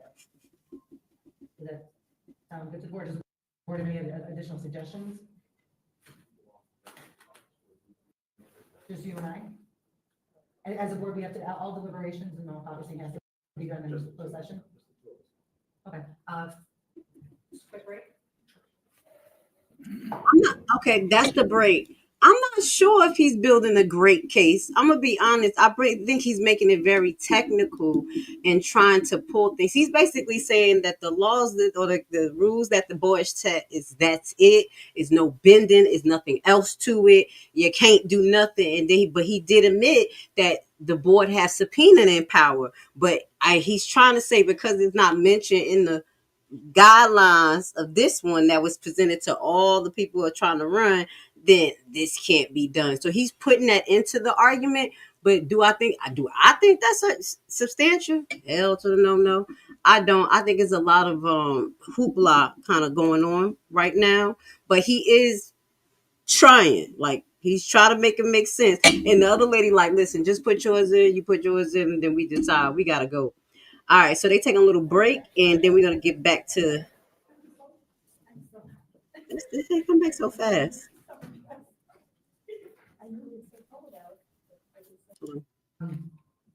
So we won't take a motion on that because there's nothing to really motion. We've already set the subpoena schedule, but the parties have heard the directive from the board. So just act accordingly, I suppose. Before we close this case, or not close it, before we recess this case and move on to the next case, are there any other matters by either of the parties? Do we want to pick future dates already? They want to subpoena them. Because it sounds like scheduling is going to be a problem. If this is something that has to be handled on next week, so we should probably have an entry date. That would be fine with me. Obviously, that would need to encompass enough time for subpoenas to be served and for the responses to the subpoenas to come, be served as well.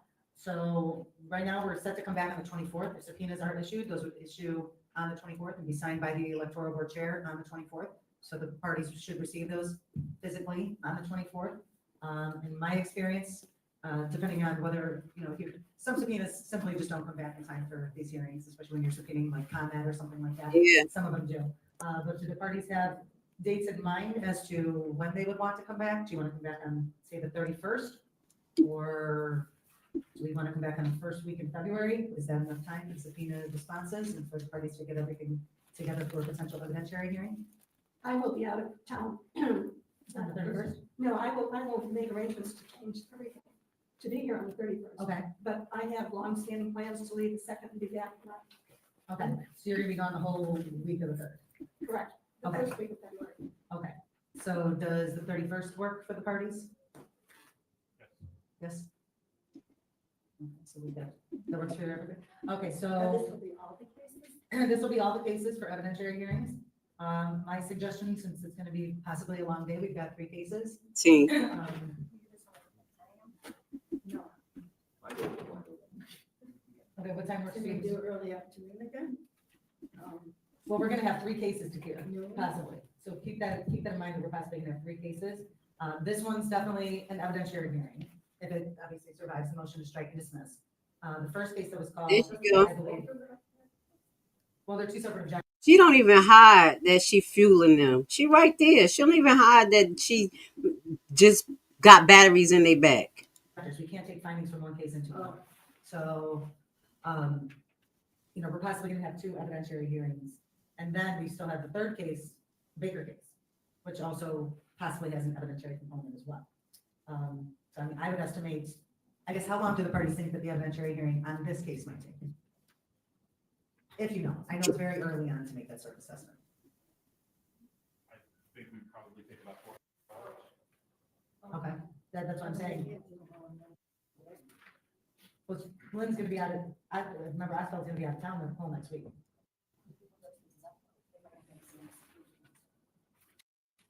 Thank you. Potentially, I mean, I don't know. If I could address the issue about subpoenas, is that they are also representing Michael Smith and Keith Price on a alleged residency objection in this case, and there's another case pending. It's going to be one of our objections to having 2 objections by the same people with the same issue.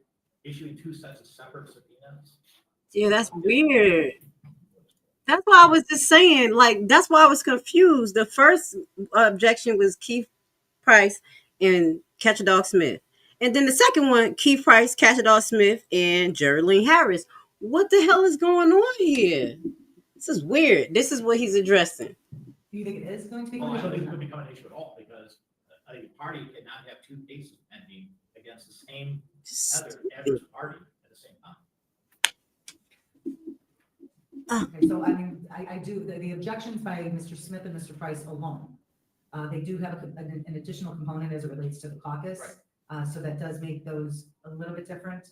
However, yeah, your point is well taken as it relates to the residency issue. The residency issue is in both cases with the same objectors. But obviously you'll be, I'm sure, putting that in your motions. And yeah, I mean, where there's subpoenas for the same issue and the same objectors, the board can issue 2 separate subpoenas just to, I guess, keep everything clean and have clean lines.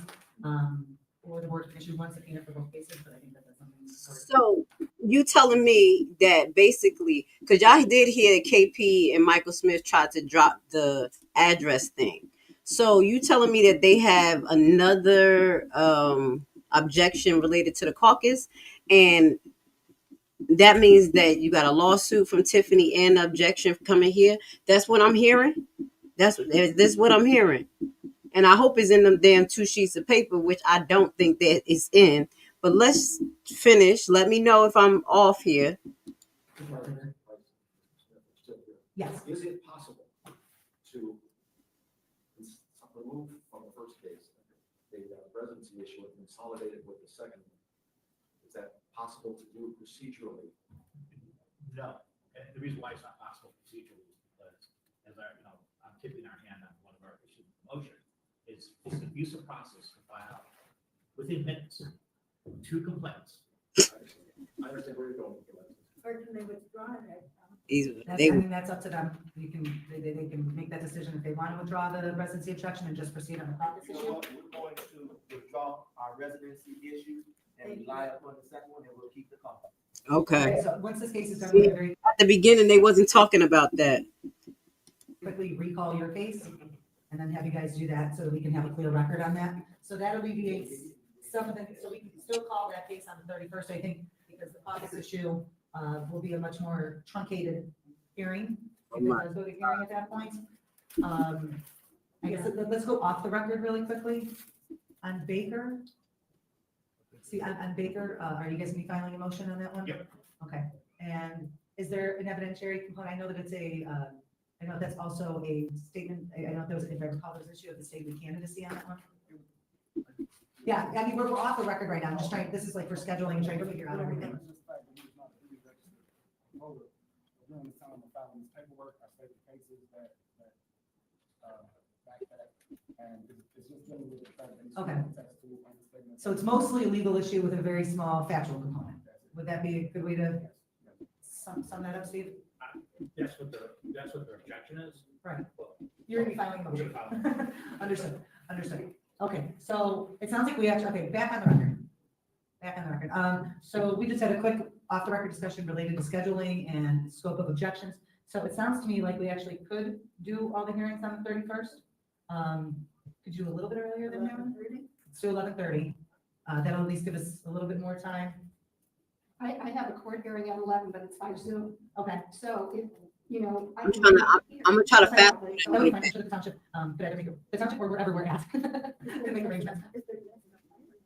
I would assume, I don't know, there's a lot of unknowns in this case, but I would assume, and I can try to see if we can't do something different. But because it is by Zoom, then we could just do a brief recess for that period of time. And the court would probably be very cognizant of speeding up. Understood. So 11:30, we'll make that work. You're saying? The 31st is gonna be good, y'all. The 31st, you're gonna have to keep KP and Catch a Dog Smith talk about what happened at the damn caucus. That's gonna be a zoo. I hopefully Critical Smoke will be there. I'm praying because that one right there, we're gonna catch that one live. So if we were to start 11:30, I think that'd be fine. Okay, all right. Does 11:30 on the 31st work for all parties to come back and we would hear O2C, Soup O2C first, do that evidentiary hearing, and then go into Soup O1C, and then go into Trustee O1C. Is that good for all parties? This? Okay, all right. So we will.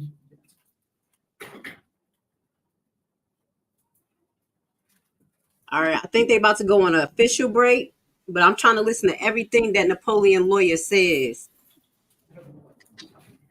They go on a little minute break or something. We'll talk about that afterwards. Okay, is there anything else as it relates to O2, Supervisor O2C? No, we got 8 more minutes. Okay, then if it's okay with the board, we'll recess this case and call the next one. And then we'll do. Oh, thank you. Yes, we'll recall the first one to get the withdrawal of the residency objection. Okay, so we are recalling case number 25, TOEB, Soup O1C.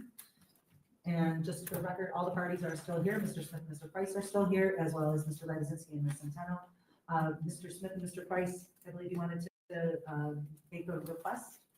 Good. I'm going out with the lawyers to talk to the lawyers. Okay.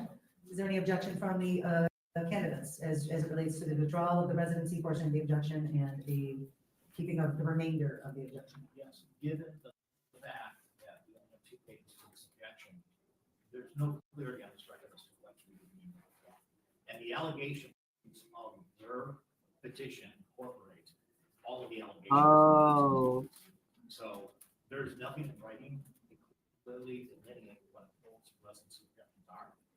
And so at this time, it would be premature. I think that the purpose of this is just for kind of the sake of expediency as it relates more so to the other case. And the first page of the objection does have has some of the residency statements, and then the second page of what we have before us. And I know that there's a dispute as to whether the objection is complete or not. So my suggestion would be to have the board accept the withdrawal of the residence of section 1 of the objection. And that is that the candidate does not meet residency requirements. To accept that withdrawal of that objection, and Mr. Levizinski and Mr. Centeno, in your motion, obviously, you know, I expect you're going to be attacking the remainder of the objection, stating that the argument doesn't state a claim because of the withdrawal, not per se because of the withdrawal per se, but because of the lack of the page 2. That's one of the issues, but if you look at this, one is can it does not meet residency requirements, and that goes to 4. I don't know what 2 and 3 are. Correct. And I really don't know what's being withdrawn.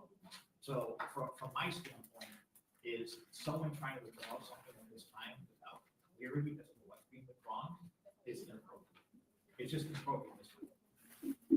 If there's evidence, and I mean, we were served, we have to be. And this is what got on my damn nerves. This is when Napoleon lawyer was really just, people think he was socking it to them, but he's drawing out the process. If he's going to get paid more money, and I think he wants it to be on record that Napoleon beats this. So he's like, let's take it to the limit. Don't withdraw. Put your shit on paper. Put your lies on paper, Keith Price and Catch a Dog Smith, so nobody hire your ass. That's what I'm reading from this, where he's like not trying to accept their withdrawal for this, even knowing that the other part of it, the second contested objection, is coming from the same people and a lawyer. So I really think that this cat, but we're gonna keep listening. He pushing it to the limit. Served an entire objection petition, and my office also obtained this from the clerk's office. This was all that was on these 2 pages.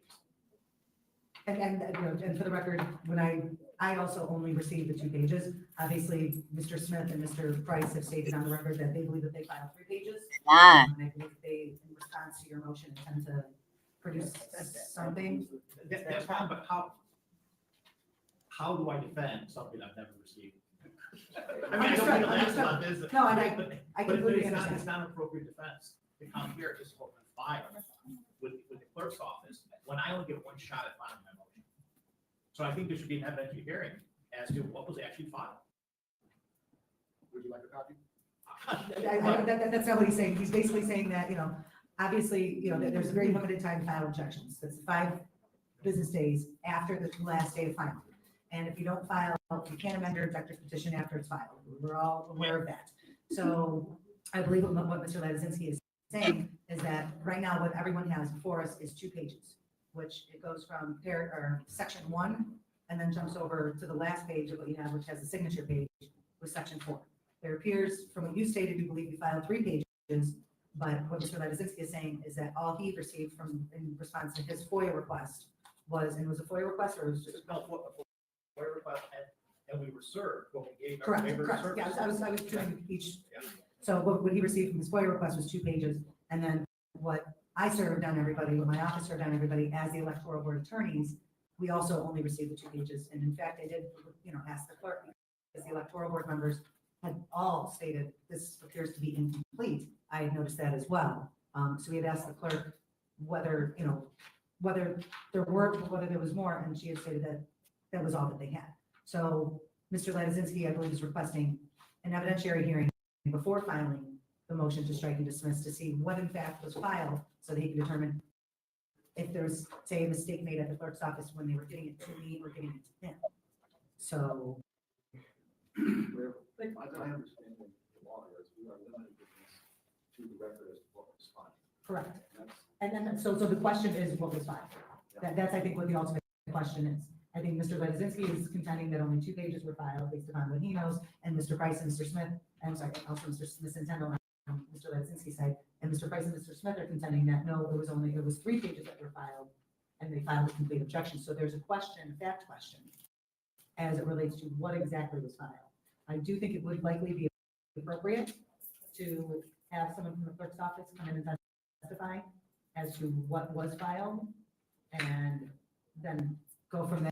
And irregardless of that, I think we can allow them to withdraw the residency section, whatever that may be. I think Mr. Levizinski makes a good point. When we do that evidentiary hearing, it's clearly it ought to be done before the motion to strike and dismiss schedule. Yes, which means tomorrow or Friday. If I can get if the clerk is available and comfortable testifying right now. I'm ready right now. She like, I know she was watching this like, damn. When it comes to residency issue, number one deals with the residency issue. He has everything on residency issue on page one. The page that everyone is missing goes straight into caucus participation. I knew it. And number three is caucus day procedure rules violation. So everything for. I knew it. I knew that was the bullshit. Talking about the first page had everything to do with the objection of the address, and then the second page that's missing has something to do with the caucus. In my opinion, they knew that the other lawyer is going to handle it. They're already on the second objection. The first objection, they can't make it stand. It won't make no sense for them to double up subpoenas. It's stupid. So they like, well, let's just say a paper's missing. Let's just lie on the clerk. I'm just gonna be honest. I really believe they just plain out fucking just lie on what Wells. And Wells sat there like a G. I'm gonna have to give it to her. I got a head, but she sat there like a gangster, like two. That was listed in the objection for residency is on page one.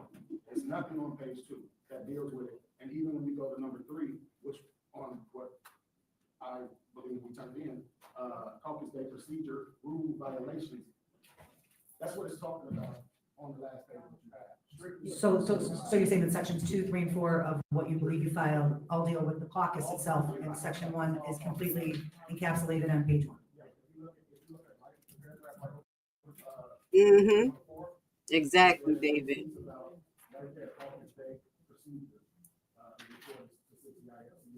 Correct. So everything dealing with residency is on page one. And then if I get a part of the evidentiary here, go home and get my staff copy, because I don't have it with me. And I received from the clerk's office verifying my filing of my objection. But then I be given time to do that as well as part of this evidentiary here. But what matters is what the clerk has. No, what matters is what was stamped and given to me as an objection. How long does it take you to do it? Not long at all, about 5 or 10 minutes. About 10 there, 10 back. I can go hop in the van right now and go grab it. And I tell you That's what. up to the board. I mean, we can't do it Thursday or Friday because we don't have enough time under the Open Meetings Act to notice the meeting. I also cannot do it this weekend. We can't do it Monday because that is Martin Luther King Day. Tuesday, I have hearings all day. Yeah, so I would say, yeah. I move we take a break. Okay, we'll take a break. They about to go get her. All right, so off the record, going to quick recess. And at the time, it's 3:58. They took a long recess. Okay. And who wants to handle my divorce? All right, I'm gonna get to y'all comments too. They took a little long recess. So you guys are making great assessments. I'm gonna get to where they about to start. But before we do that, it's critical smoke. Yeah, I had to move that. Critical smoker started looking at the girl butt talking about good shot. All right. So I do agree with you. Exactly, it is his duty to protect his client. He doesn't want a withdrawal because they could refile. But as I say, it won't make no sense because the second objection already have the same content to it. They just shucking and fucking job and talking about the rest had the thing about the caucus. Why isn't this being heard in court if they file a lawsuit? The lawsuit for Henyard and Napoleon is on March the 21st, I think. Is that what I told y'all? It's coming up in March. So it's not in April at the election. It's in March. That's the lawsuit. That's very different. That's a judge. Now here, this is the election board that they're trying to bring in front of. But stupid KP and Catch a Dog Smith, I don't think they ever made that filing at all. All right. And we're going to get to Dots being on the screen being stupid. It was a few other comments. I got my favorite comments, and we're gonna get to it towards the end. I am taking notes of y'all comments so we can readdress certain things. They should be addressing Mike right now for giving Napoleon address out. He's a senator now. Oh yeah, it was one thing that they who said it. They said it should be pretty cut and dry. It says if they are withdrawing an objection, then they aren't disputing the issue of residency because the objection is improper. That's what I'm hearing. Now, Miss Lady Luck Club, I don't think it's improper because they're going to stick to it on the second objection. I just think that they don't want to go through the process of having this subpoena. And they thought that they was going to be able to stand on the second objection that's not in their paperwork. That's just my synopsis of it. But I do think they have a stand with this address thing because don't be mad at me. It is a little weird. Rich ass Napoleon Boulay. Y'all know what the Boulay is. He got houses. Okay. Now this they saying that this is a rental home. It's a little weird. So now let's get into watching KP. Catch a Dog Smith, Curl Up Like a Dog, and then we're gonna watch our gangster Miss Wells stand there like a G. Like, I'm sick of y'all. I'm sick of this shit. We back at it. Thank you for being here with me tonight. I do think we have about another 45 minutes, not with this, but for the total broadcast. I do have one more thing to show y'all on the Dalton finance sheets. Okay, it's just some shit. I just want y'all to look just a little bit because I'm still creeping, but it's some astonishing shit.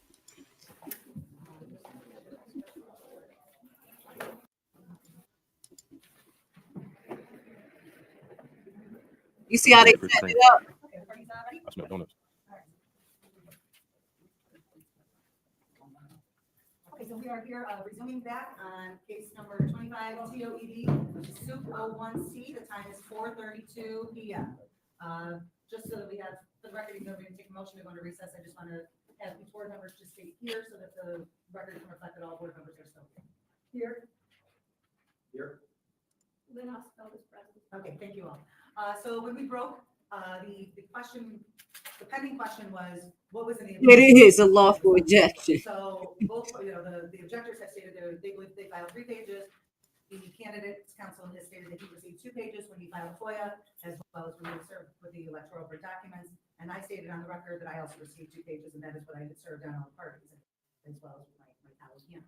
So the parties all agreed that it would be beneficial, and the board believes it would be beneficial to hear from the clerk. So at this time, we will go ahead and have the clerk testify. Thank you very much, Madam Clerk, for coming in such short notice. Court reporter, I was just going to have the court reporter swear the witness.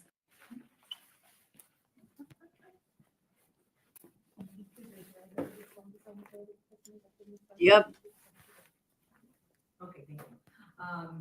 So if it's okay with the parties, can I ask the clerk a few questions? If you guys want to, just to sort of truncate things a little bit.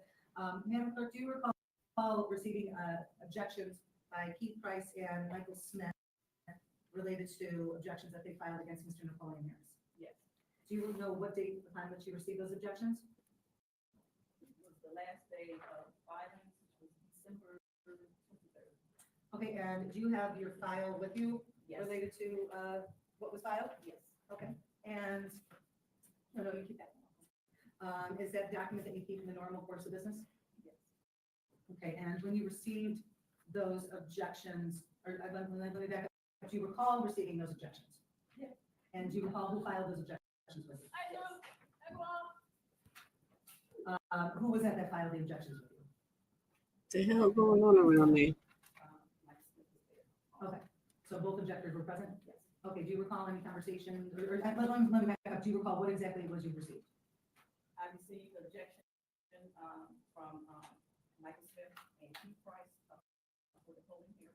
I also received an objection from Michael Smith, Keith Price, and Lillian Harris, which was filed by Christopher Clark.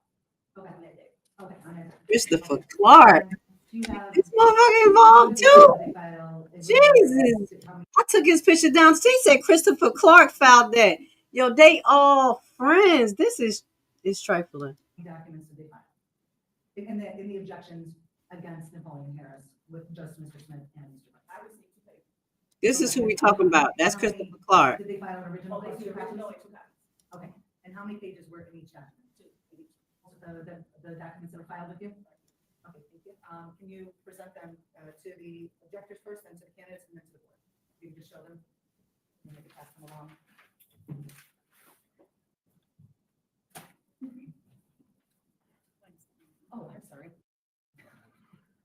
jumped right into it.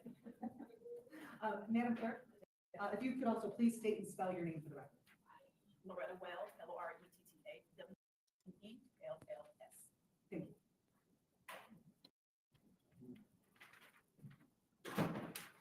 No, it don't matter.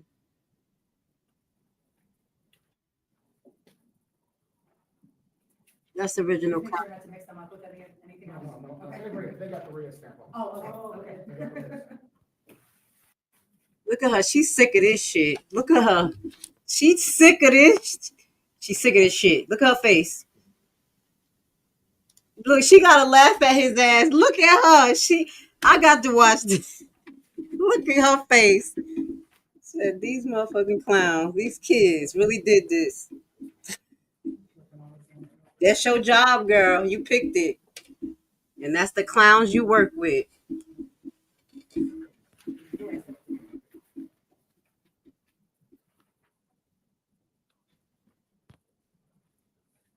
Mm. Thank you very much. While the board is, I want to pass it to the electoral board members so they can see them. They got red stamps, so they'll be able to differentiate between the two. Okay, the electoral board chair also wanted to know, was there any sort of receipt that you issued for the filing of objections, Madam Clerk? Well, I have it doesn't say the pages, but I have a copy of the receipt that Michael Smith signed. But it doesn't say, it just says about what you see objection papers. And that's it, and the time and the date. Okay, so it doesn't say the number, right? Okay. Damn.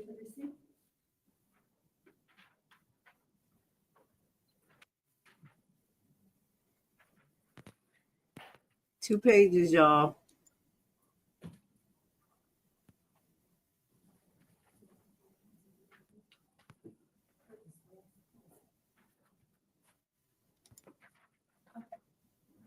So, Madam Clerk, to the best of your recollection, do you recall having any conversation with Mr. Keith or Mr. Price or Mr. Smith when the objections were filed? Yeah, just a regular conversation. The copy is right here and the window is right there. I do recall taking the objections from him, and they were all stated, and they were out and we were talking and gave him a copy. He asked for a copy, I gave him a copy, and he looked at it and was like, this is what I recall. And he was like, oh well, and that's it. And then we went on to talk about other things. Okay, but to the best of your recollection, you received 2 pages for that objection? Yes, yes, ma'am. Okay, Just so the record is clear, can I pose a question? absolutely. The first page of that document, as well, says, how is it titled and what does it say?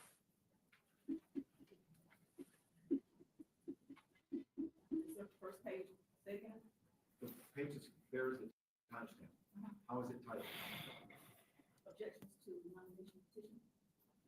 And the second page of that document, read the first line of that second page.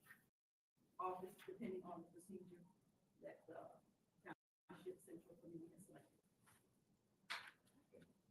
I'm just going to do two corrections to see if you agree with me.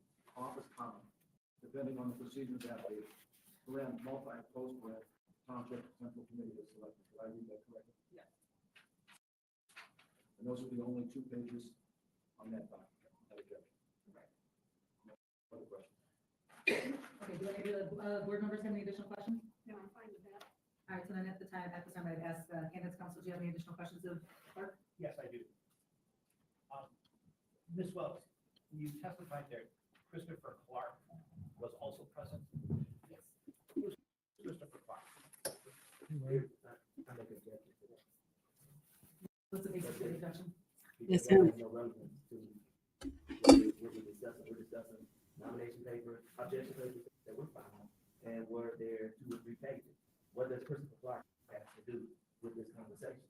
Any response to the objection? Yes, because at the same time, he's also filing I believe, an objection on behalf of Michael Smith and Keith Price against Napoleon Harris.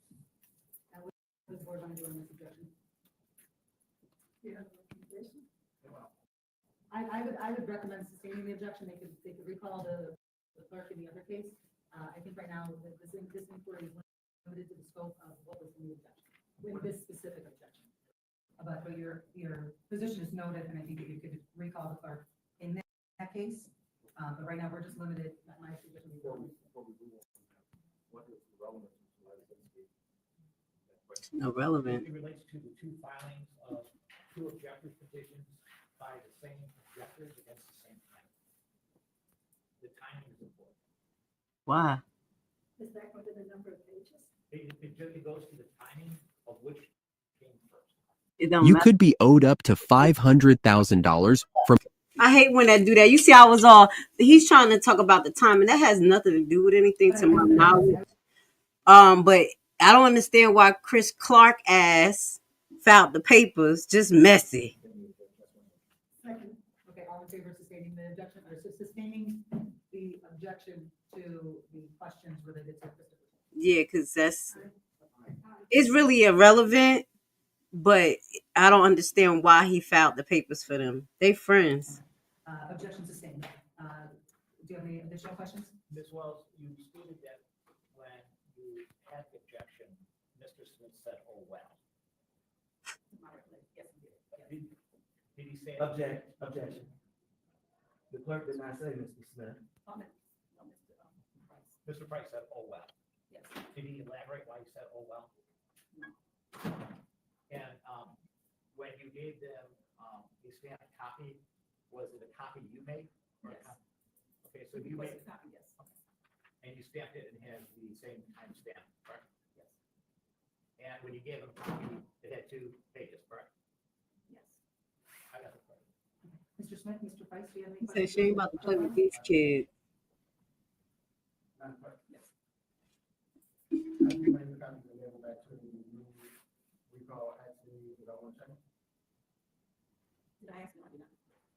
You know, we call actually, did I want to check when I said, I don't think it was anything to him.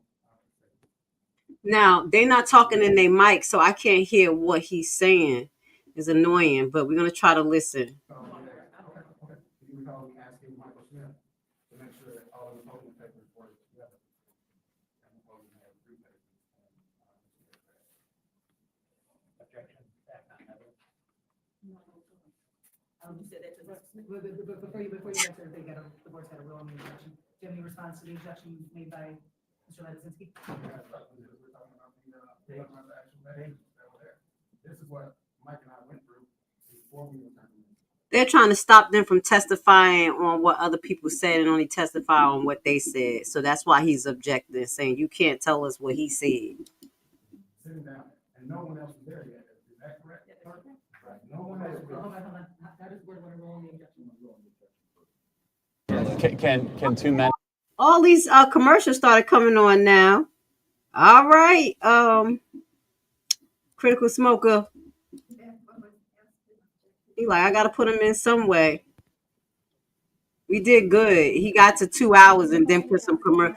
We got to give it to shout out to Critical Smoker. We got to 2 hours and then the commercial started coming in. So shout out to you for being there. The papers were together and, I'm sorry, all the Napoleon papers were together and Napoleon had 3 pages and Mr. Baker had 2. What the f is going on?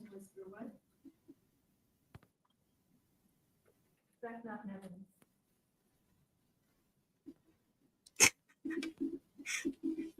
Right.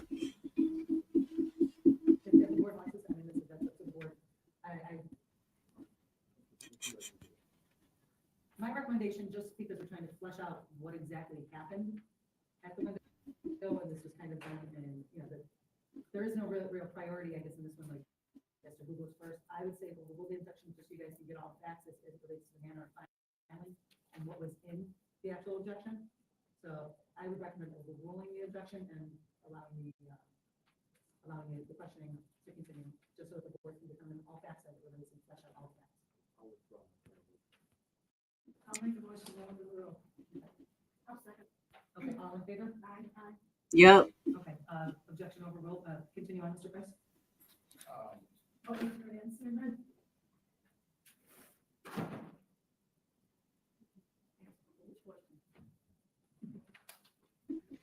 I believe that the question was. What the question was at this point? Okay, I'm sorry, Court, could you please read that? I said I didn't remember. It was, yeah, you said. I didn't recall. Okay. That was to Napoleon, item 3, and 3, make sure we didn't have Napoleon on the front page and then a paper page and the back. So make sure all that. Oh, yeah. I was answering. Yep. Okay, so the record, I think, is clear that the clerk did not hear any conversations between you and Mr. Smith. I have a question. Clerk Will, in making your copy, did you in fact disassemble the papers that were presented to you? For the fourth, I'm with you. Now, so another question deals with the actual copy that we all were written. We have one copy that looked like it was pulled apart and stapled multiple times. That's one thing. Was that the copy that you used to email to everyone? And send out. So my question is, why were the other two unstapled? There's extra staple marks in the other two that weren't used. Why would they be restapled? Probably because I probably used two of them. I mean, there's one there's no holes in one of them, and there's two that do have different holes in them. And I probably used both of them. Like I gave it to my assistant to scan at the front, and then I scanned the other ones to send to the attorney. So I probably did not use the original one, I used the copy one. Because they have, all of them have the red stamp. Right. For the record, your first response was you used the first set with all the multiple holes to scan and send to everyone. I would think those other two papers wouldn't have extra holes. To me, that seems. I scanned to. I would say that, so I think I heard an objection coming from candidates. Yeah, there's not a question here, you're testifying, so you need to do it in the form of question. Okay, are there any other questions? Mike, you got anything else? No, that's it. Any questions in rebuttal? No questions in rebuttal, but. Yes, he does. Of those three documents. Sorry. Any objection of the admission of those 3 sets of copies in the original? Yes. Of the record? Okay, I have no objection. I think that would be a prudent move in this case. And the receipt? As would you want the receipt in the record as well? I don't think it's problem. Yeah, I think it is. Receipt is quite. Okay, that's fine. Very I don't think it hurts anything, so I would suggest for the sake of this specific case, we then add 2 exhibits, or 4 exhibits. It's how should we listen? Now we'll add 2 exhibits. Exhibit P will be a group exhibit. And that'll be the original and copies of petitions filed, of objective petitions filed. And exhibit R, or I'm sorry, Q. Goodness gracious. It is. Exhibit Q, yeah, the fact that we're already at exhibit Q, my goodness. Exhibit Q is going to be the receipt of filing of the objective.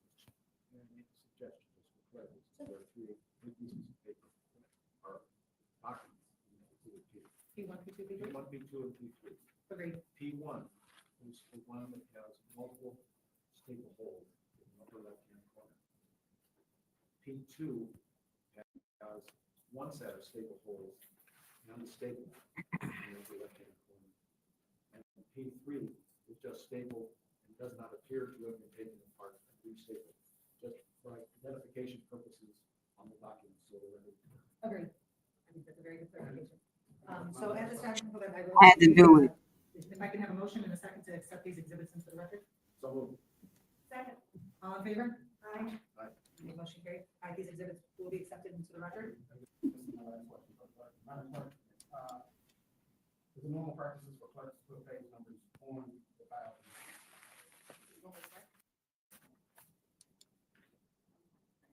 Mm-hmm. This is the first time receiving? No, what I'm asking is, when you give the receipt to whatever candidate that files, participate. Normally. I think the last time I did, someone did. Look at her face. Yes, so, which you previously stated that I was down there, Mike and I were down there, and no one else was there, wasn't crowded at that time.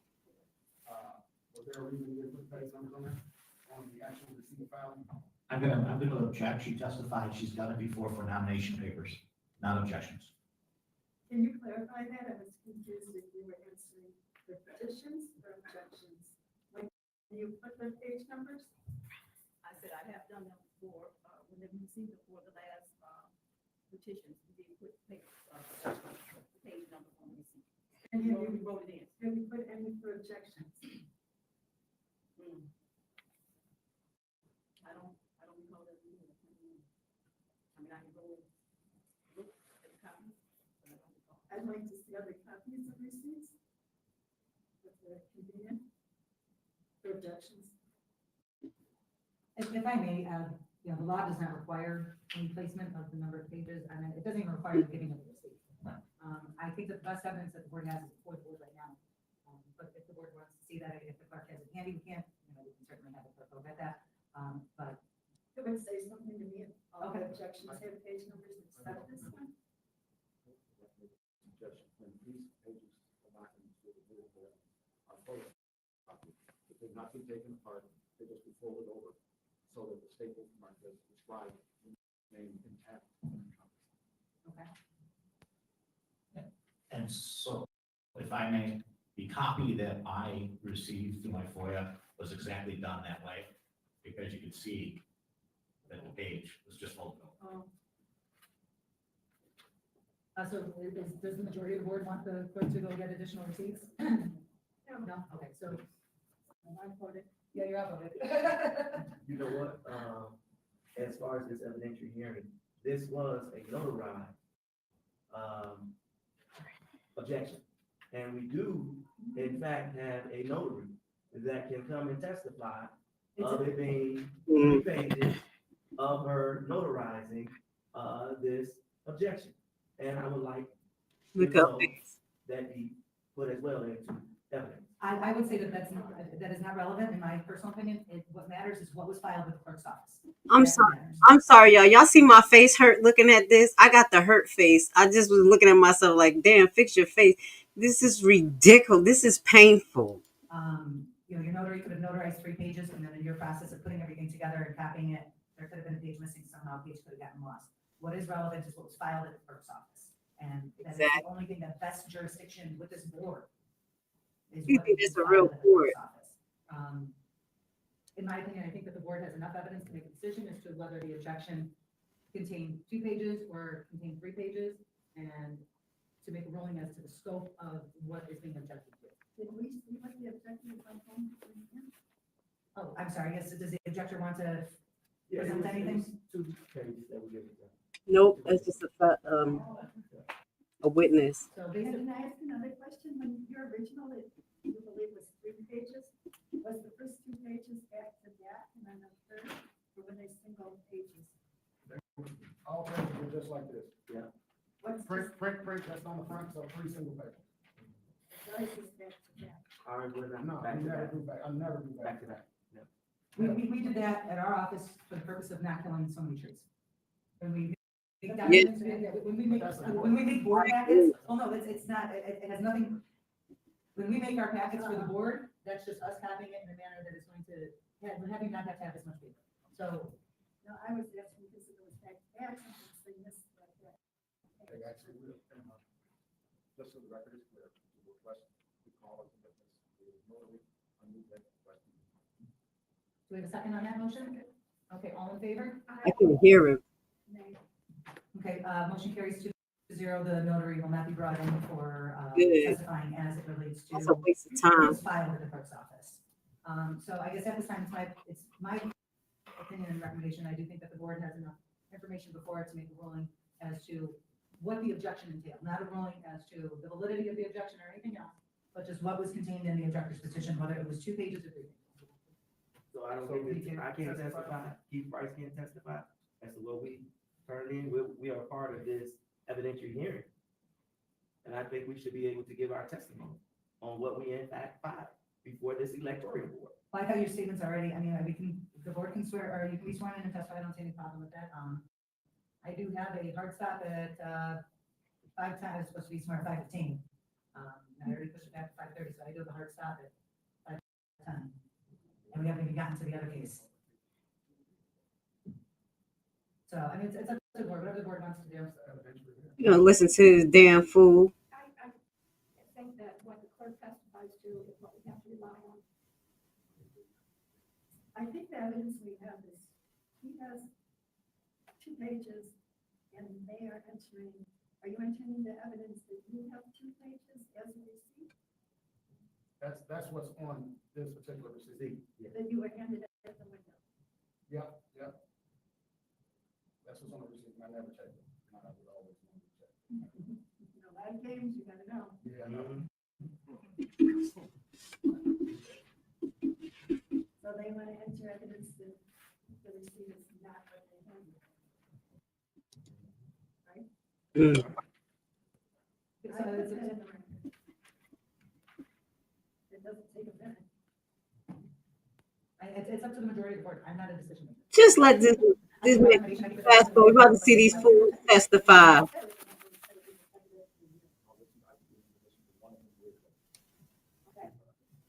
Okay, can you excuse the clerk? No? Yes, Madam Clerk, if you wouldn't mind leading those with your deputy clerk down, or leave them with us, and we'll get to the deputy clerk, just in case there's any additional questions on those.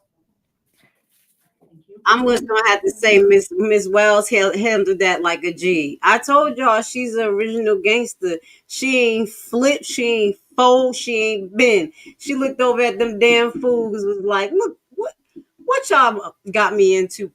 Now you know you're lying. You know you're lying. Okay, she handled that well, and that's probably why she's sick and tired of being sick and tired. All right.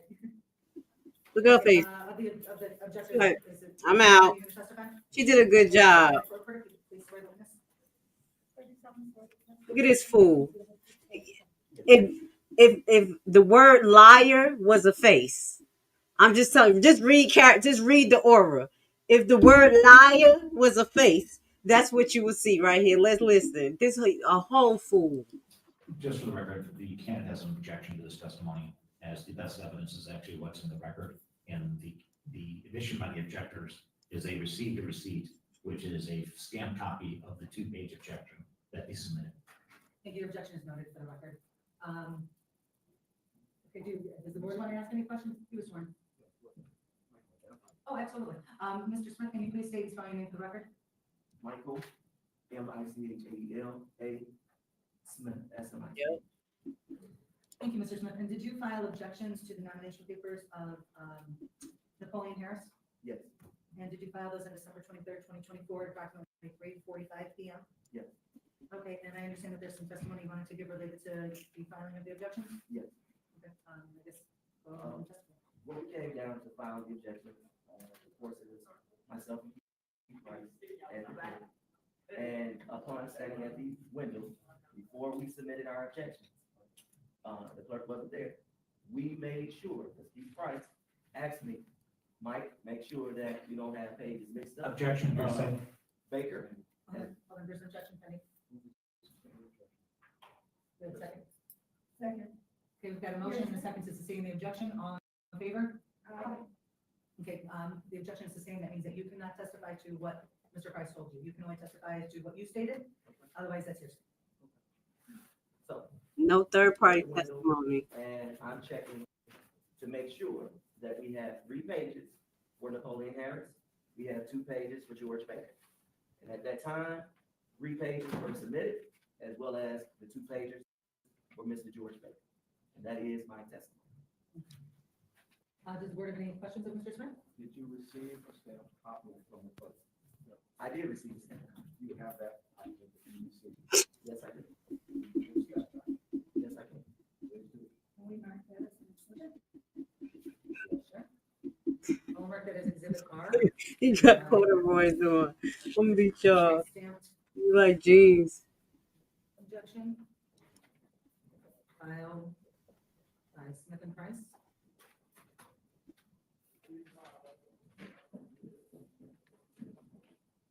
I have a motion to accept this document into the record as exhibit R. I move to accept it as exhibit R. Second. All in favor? Motion carries. Just for the, like the witness, I'm going to ask the same question that I asked the clerk. Smith, would you read the title? Thank you. Objections to nomination petition. 2 pages. Please read the first line of the second page. Offers depending on the procedure that the multi-township central committee has selected. It don't match. Anything further from the board? Any questions? questions from Mr. Lansing? I think he just did what the other lawyer did, read the end of page 1 and read page 2, and it don't sound like it matched though. I gotta listen to that again. Listen to him? No. Okay, thank you. Mr. Smith, you are excused. Oh, I'm sorry. Well, Even if it don't match, I think these fools forgot to file the paper correctly. Because it don't sound like it matched. But I'm not saying that the clerk missed the page. I think these fools didn't file this shit correctly. Yeah, there's two quick questions, real fast. Okay. Mr. Smith, upon arriving down to the clerk's office. Look at his face. This motherfucker. Ooh. No. If I was my grandma, I'd smack him right in the back of the head. Fix your face, you damn liar. I'm sorry. He made me mad. He just something about him. I don't like liars. Let's just play this. Was the office totally locked down? Yes, it was. How long did we wait for the clerk to get there? We waited at least about maybe 5 minutes. In that time, that we waited, did I ask you to make sure that Napoleon's papers were all together? Objection, yes, sir.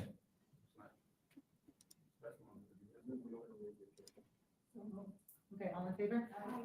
Okay, objection overruled. Continue, Mr. Price. During that time, did I ask you to make sure that we didn't make any mistakes?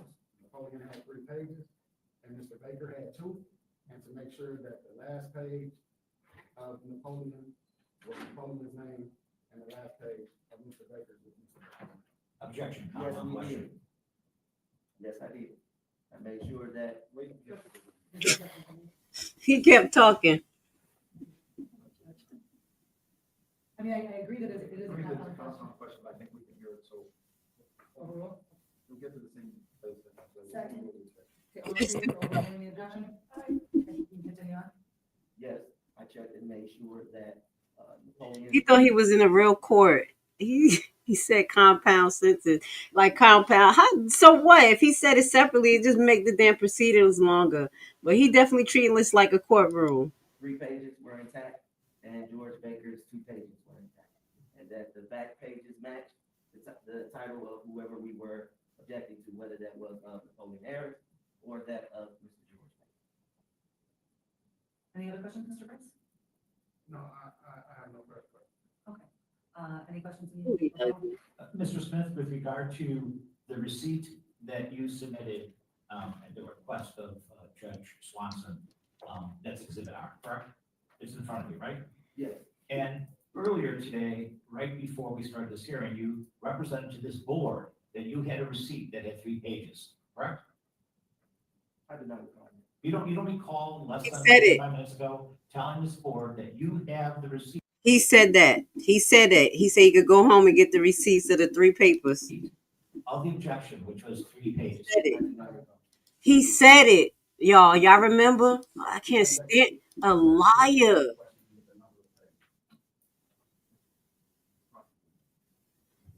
Objection overruled.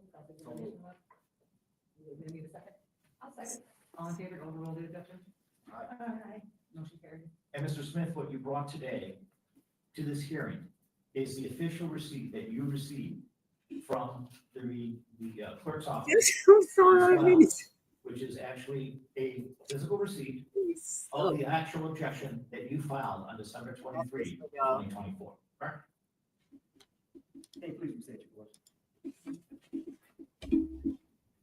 And Mr. Smith, what you brought today to this hearing is the official receipt that you received from the clerk's office, Ms. Wells, which is actually a physical receipt of the actual objection that you filed on December 23rd, 2024, correct? I can say that this is a copy of a receipt, but this is not the copy of the objection that I filed. What color is the file stamp on that document? The color is black. So she made a copy and gave it to you, correct? You said when? Did she make a copy of the objection? Or You did she got give lost. you a physical? You can't, this like when a kid lying who know how to like really serial lie. This be sitting back here like, you ain't catch me slipping. Yo, he like, what you say? Repeat yourself. You heard what he said. Ooh. copy with the red stamp on it. I'm holding myself from insult. I'm holding myself. Another morning to savor the crunchy nook. They doing good. You doing good. Critical Smoker. Not a lot of commercials. Thank you. We had to get some, y'all. Shout out to Critical Smoker page. This is where we getting this. We getting down to the end. And I didn't think y'all heard me say he ugly. I couldn't help it. I'm about to show y'all this while I'm at the end right now. Y'all know what the fuck I gotta do. Now look what I look at Catching Dog Smith. Monster. Y'all know I had to find it. He make me sick. So ugly self. He ugly on the inside, ugly on the outside. Well, you presented an original and 2 copies, correct? Hear him talk. You did not have an additional copy for her to stamp, correct? Ah, I did have Sorry. an additional copy. We did have additional copies. We had 4 copies and we kept the copy for ourselves. Yes. But you didn't bring to this hearing a copy of the receipt that she gave you that bears the red seal stamp of the clerk with the date, correct? No, I don't have a red copy because I have a black copy. Did you make a copy of what you filed at a copy machine and give it to you? I have a black copy stamp of the objection from the clerk. and I remember them saying they got a copy with red. Yeah, I'm telling you, I can't stand a liar. Did you see her stamp that document with a black ink stamp? I have a black copy of the objection. Sick. That was filed. At the I'm with you. While you were standing there, the objections that you handed into her was Mr. Baker's and the objection to my client, Napoleon, correct? Those are the 2 objections that you were filing at that time, right? I did not hand in any copies. Mr. Price handed the copy to the clerk Will. And you were right there. I was right there. And it's just you and Mr. Price and someone else, correct? It's just me and Mr. Price first, for the first 5 minutes. Contempt. The clerk Contempt. He's going to jail to hell because everybody see he just lying here. He just lying. was away, and then came the clerk. The clerk being away for those 5 minutes did not prevent you from filing your objection timely, correct? We filed our objection at the time being before 5 p.m. With regard to this document, are there any other receipts that you have from the clerk that contains a stamp on for this objection? I have a copy of a black stamp from the clerk's office stating it was received December 23rd at 3:45 p.m. Move to strike as non-responsive. I asked Thank you. That's enough. Thank you. I would agree with that motion to strike. Motion to sustain, the second. All in favor? Objection sustained. Mr. Smith, please answer the question. The question was, do you have anything else? Do you have any other documents? From the clerk's office. Yes, I do. I have another stamp copy for George Baker. I think he was asking specific to this. He said any stamp copy received from the clerk's Thank office. you. And I do. I have a stamp copy of George Baker's objection that I received as well. I'm talking about the objection of Mr. Harris. Yeah. This is the only receipt that you have from the clerk related to And the objection. I answered your question. I received a Well, black the stamp answer is a copy. yes or no answer. It is a Yes, yes. this is the copy, yes. Now There his are no other copies. teddy bear. That's what the fuck he need. Yes, sir. Get your teddy bear. This is the copy, yes. Okay, so Oh, that's lying ass. one, correct? And George Baker will be the other copy. Sir, I'm not talking about George Baker. I'm talking about the objections to Napoleon Harris. Okay. There's only one receipt that you Yes, received on there's one. December. I keep saying it. I keep saying the same damn thing. There's only one. And here go to theatricals. I'm waiting for the finger to go. Then here go to theatricals. When you can't get your lie through, you start throwing your hands, cursing, theatricals. Here we go. Can I ask you a question or is it routine? Your lies ain't working. So I think I heard you say that you brought in some copies you had of the 3 pages. Yes. Were any of those copies scanned by the clerk? No. Sometimes I've done that. Wait a minute, I got cross anyway, right? So, he said I got cross. So there's no way, they're not gonna see a 3-page with a stamp, right? It doesn't exist. Right? Yep. Right, according to. According to everything in the. He started laughing at the theatrics. That's Colonel Sanders. You was talking. I left your comment for the best comment. That's Colonel Sanders. He started laughing at the theatrics and looked at the lawyer like, "You see this shit?" Copy be made in the same way that directions of the others fold over and not taken apart. The original will be returned to you, but you need copies for the record. I got it. Look at this nigga face. I'm sorry. Okay, just a couple more questions, then we gotta conclude this. I think that this is a really simple issue that has been going on for. Yo, we a liar. Go ahead. Did we all just, Mr. Smith, earlier today, we reviewed 3 documents with 3 red stamps. Is that correct? Correct. The board reviewed them, the candidates, attorneys reviewed them. Those 3 red stamps, were those the 3 original objections that we must file in accordance to the election code? The copies, right. So the 3 copies that had the red stamp were the original filed documents, is that what you're saying? No, they were not, because if you look at the, one, it had so many staples at the top of it.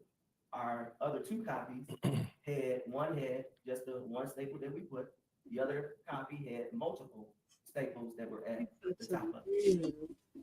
What I'm saying to you is, the paperwork that was turned into the clerk, that's required by the election code, you must turn in 3 copies. Those 3 copies had red stamps, right? Correct. Okay, so your copy, you would have never got a red stamp because it wasn't the original, correct? Correct. Your copy has a black stamp because it's a copy, correct? Don't try to cover up his bullshit. Have you even, besides the fact we know that page 2 wasn't there, does it look like anything has been done to that copy you have? Objection, not relevant. Very relevant. Yes. Because before I. Wait. I move to sustain the objection. No. What's your objection, Mr. Ledford? That's not relevant. His receipt, as far as someone manipulator, what's going out there, receipt's not relevant. I move we sustain the objection on the grounds of relevance and on the grounds that it calls for an expert opinion for which the witness is not qualified to do. Look, they can't even pick up what he's saying. All in favor? Any opposed? Okay, motion to sustain the candidate's counsel's objection is approved, so the objection is sustained. Next question, Mr. Price? I don't have any more questions. So at this time, I think that the board has probably heard all the evidence in relation to this matter. Is there anything else? He was trying to clear up what Smith said about having the red stamp on that. Talking about he gonna go home and go get the original. I heard what he said, and then he came back with nothingness. So that's what he was trying to clear up for Smith. But he was like, objection. Nope, he said what he said. Look at his face, the lips all poked out, right, honey? Honeymoon. Okay, the board ready to rule on the issue? Yup. What was in the objector's petition? I would ask that Mr. Smith's copy be marked as Exhibit S. I'm done with y'all. No, we're R, not. sorry, I apologize. Oh, yeah, it's already, it already is. Yeah, it's R, you're correct. Yeah, member Swanson had already asked for that. Okay, so, is the board ready to rule on, I guess, what was, then this is, I just have to say for the record that this is definitely unorthodox. I never had to have an evidentiary hearing on what exactly was filed, so, but this is the board is being asked right now to rule on what exactly was filed, was it 2 pages or 3 pages? And then at that point, if the board determines that, in fact, there was 3 pages filed, then we have to make sure Mr. Lansing gets a copy of that 3rd page and figure it out from there. The board, in fact, determines that there's only 2 pages filed, then that's the universe of what the objection is, and that's what the parties can then litigate going forward. Mr. Lansing and Mrs. Tennant can then file their motion to dismiss on that. And I would suggest that if we're talking about 2 versus 3, that the 2 be, with the first page being objections to nomination petitions, and then the second page would be what we have been recognizing as the last page for the page that starts out with the words office, comma, depending. And so I'm sorry, y'all And if I can also comments. point out, I do tend to agree with you. I mean, obviously, I'm not a decision maker, but I think that there's two things that the board needs to look at with this. And that is, you've got the originals of what was filed. The statute requires that objectors file an original plus 2 copies, and that is what was filed. But when you look at the original documents filed by the objectors, you see 3 different sets of documents, and they're all the same. The 3 sets of documents, one has like 4 or 5 different staple holes in it. One has 2 sets of staple holes, if you will, the staple itself, and then some holes outside of it. And the other one just has 1 set of staple holes, and that's what staple is still resides. And the staple has not, in fact, been removed, at least as far as I can tell. And in fact, Mr. Smith testified the 1 staple that we put. And that seems to me to be the one that there was no staple removed at all. So because there is what looks to be a complete copy with no staple removed, or no evidence of a staple being removed, I think that the best evidence before the board is that the filing only consisted of 2 pieces. And that would be my recommendation.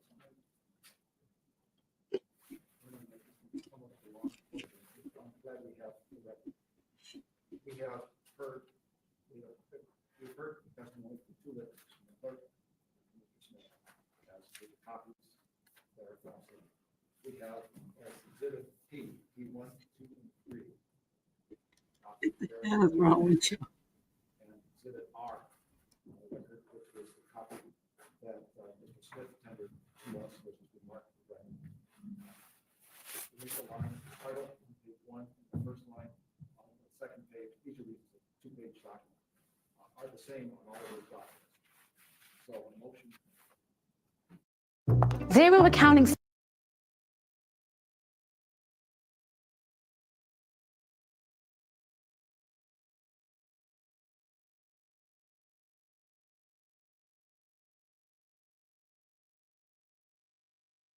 We find, after observing this evidence, hearing the testimony, that what was filed with the clerk was a 2-page document as shown with red file stamps, as exhibit P, P1, P2, and P3.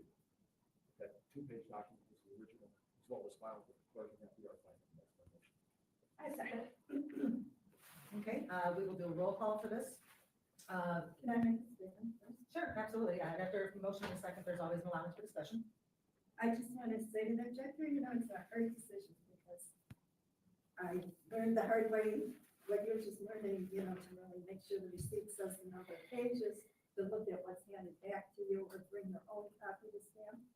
And I know that sometimes, whether it's politics or just error, things change. So I do find it a very hard decision, but all the concrete paper evidence before us is 2 pages. So I will vote for the motion, but I appreciate the testimony. I thought it was very credible, but we just don't have any hard copies to prove that.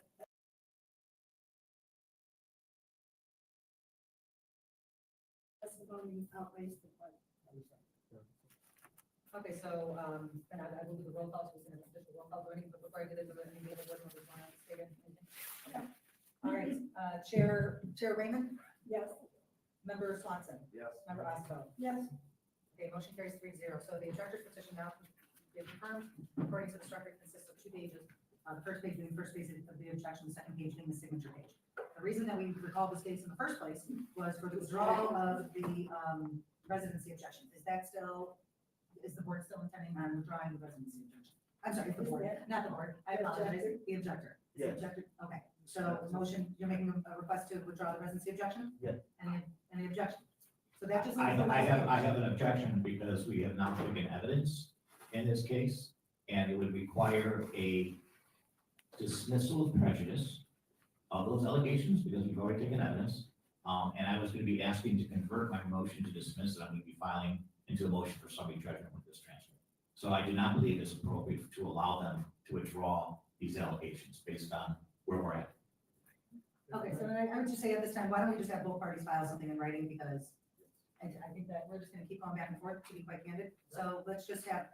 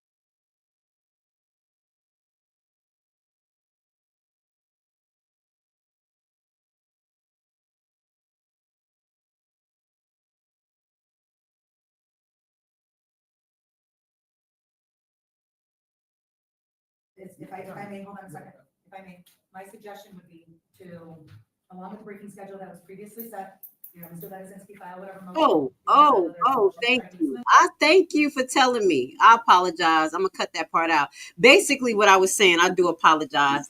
I just look.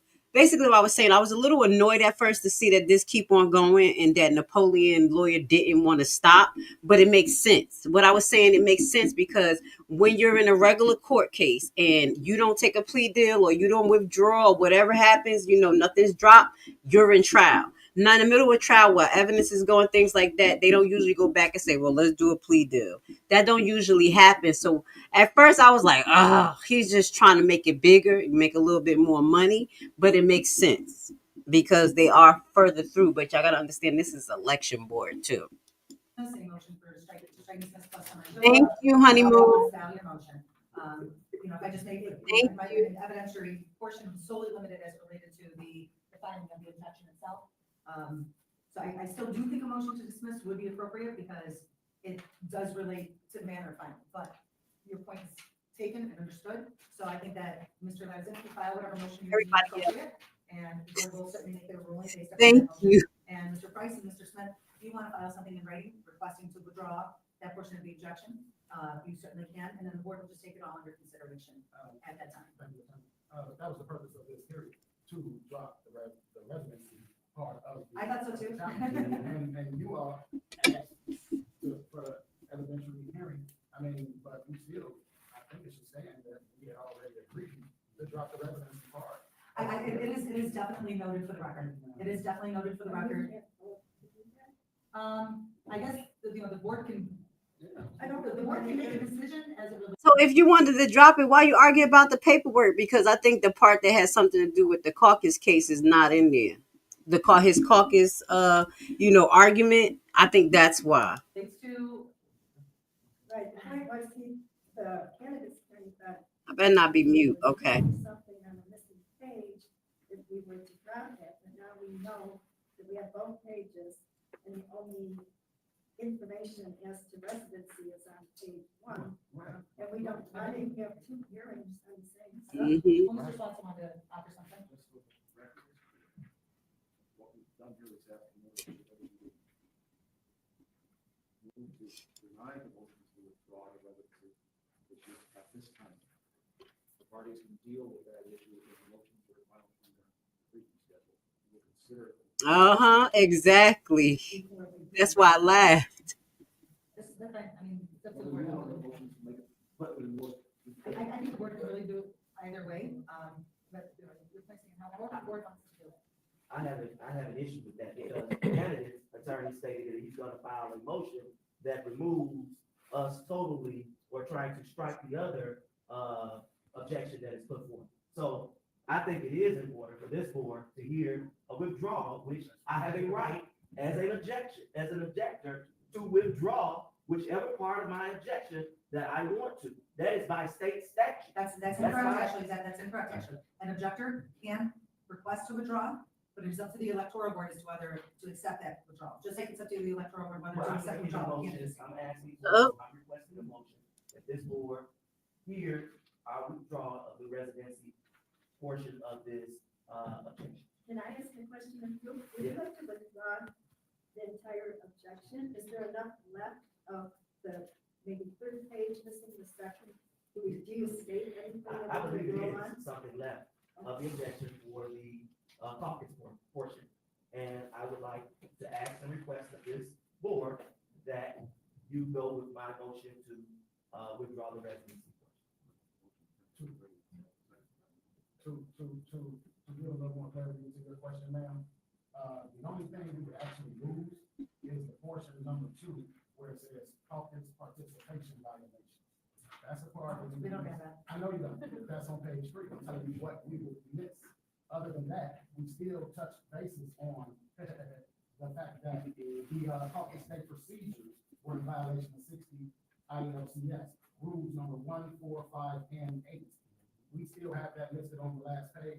We also touch on the part about the pre-party before the caucus, where they never cleared the room to allow anyone to get properly vetted. So we do have enough Okay. To show on this page alone, the violations that were made against the caucus and what part of the caucus, specifically being caucus day procedures. Okay, I was just asking because if it helped you to save the other case, the residents. I'm not muted. I think it's striking the objection on the. My suggestion is for the board to just take all of this under advisement, have everybody file everything in writing, and decide all this on the That was 24th. the intent of the motion. You stated it very clearly, so that's what I did. Okay. All of it. All right, so we've got a motion to take this all under advisement and decide this on the 24th after full briefing by the parties. Is that December 20th. Okay, correct. All in favor? Any opposed? Given that you believe human beings are. Don't you start with all of this nonsense. I don't think there's anything further with Thank you. 201C. So we go ahead and quickly call 25 TOEB trustee 01C. And Michael Smith versus George Baker. Parties, can you please state and spell your names for the record? Objection. Keith Price, K-E-I. And he stopped there. Who's George Baker, y'all? Is that another person running? Who is that? Is that a Republican or something? Keith Price, K-E-I-T-H, P-R-I-C. Michael, M-I-C-H-A-L-A-S-M-I-T-H. And do we have counsel here for the candidates? Yes, Stephen, class T-O-A-B, U-C-I-N-S-O-I. And Priscilla Santano, C-E-N-T-E-N-O. Okay, thank you very much. At this time, I'm going to very quickly read the board exhibits into the record. Board Exhibit A, objections. B, nomination papers. C, December 24th letter from OFMM to Judge Maureen Ward Kirby requesting public members. D, December 24th, 2025, order appointing public members. E, December 27, 2024, request to vacate filed by statutory electoral board members Tiffany Henyard and Darlene Gray Everett. Cook County case number 2024 COEL 000046. Exhibit F, January 3rd, 2025. Emergency motion to set briefing schedule and hearing schedule. Exhibit G, January 3rd, 2025, scheduling order by Judge Ward Kirby. Exhibit H, January 6th, 2025, briefing and hearing schedule order by Judge Ward Kirby. Exhibit I, January 6th, 2025, January 8th, 2025, opposition to request to vacate filed by OMFM. Exhibit J, January 8th, 2025, Clerk Loretta Wells request to be removed from the electoral board. Exhibit K, January 9th, 2025, reply by statutory board members. Exhibit L, January 10th, 2025, order by Judge Ward Kirby denying request to vacate and appointing public members. Exhibit F. And thank you again, Ms. Sharp, for explaining, because I was so confused why Loretta was being pulled. Her case was being pulled in. I'm like, is it for this or that? And we know that her case is being talked about as evidence. If you guys didn't catch that, because I had to clear it up myself, like, what am I hearing here? And call for hearing. Exhibit N, waivers of service and appearances. Exhibit O, approved rules of procedure. Can I get a motion to approve the board exhibits as stated? So moved. Second. All in favor? All right, motion carried. All right, if the objector can tell us a little bit about the objection, very briefly. Brief. Candidate was not a registered voter on the date of execution of his statement of candidacy, and therefore statement of candidacy is invalid. Candidate must be a registered voter at an address indicated on statement of candidacy at the time of signing the text, signed in file. I think it's file, but it's so good. Sanders and Riles. I'm sorry, Sanders and Riles? What? Sanders versus Riles. Oh, thank you. Yes, ma'am. And, candidate not a duly registered voter at said address. And, 6 CS 1/55-5, section 55-5, legal voter and resident. No person is eligible to hold any office unless he or she is a legal voter and has been a resident of the township for 1 year. George Baker wasn't, still isn't, a registered voter at 631 East 173rd, South Holland, Illinois. This is the address that was sworn to test to in the statement of candidacy and other documents filed from the call. Okay, thank you. And do the candidates intend to file any sort of motion or insert a motion? Yes. Okay, and so in the previous cases, we said briefing schedule of 1:19 by 7 p.m. for all motions, 1:22 by 7 p.m. for all responses, and 1:23 by 7 p.m. for all replies. Does that briefing schedule work for parties? Yes. Okay, thank you. Will there be any need for subpoenas in this case? If there should, Yes. if there should be, There will be. if there should be a need for subpoenas. Oh, what is he talking about? So basically, just to give y'all a heads up, I had to look who the heck was George Baker. George Baker is one of the people that was listed on Napoleon slate as trustee. You have Maria Vaughn, you got Gonzalez, and you got Baker and Valerie Stubbs, Democrat ticket. And I got this information from the Dems out Henyard and Rare Caucus. We'll show you that. I was like, who the heck is George Baker? So that's who they're talking about. And basically, they're saying that he's not a registered voter, not even now, not then. He shouldn't be up there. So they're objecting him. So he's the trustee. Let's finish. Schedule, which is 119 for the request for subpoenas. Any objections? 122. Any response? 123. Again, all by 7 p.m. I also encourage parties to make sure to read the rules, to make sure they file it appropriately.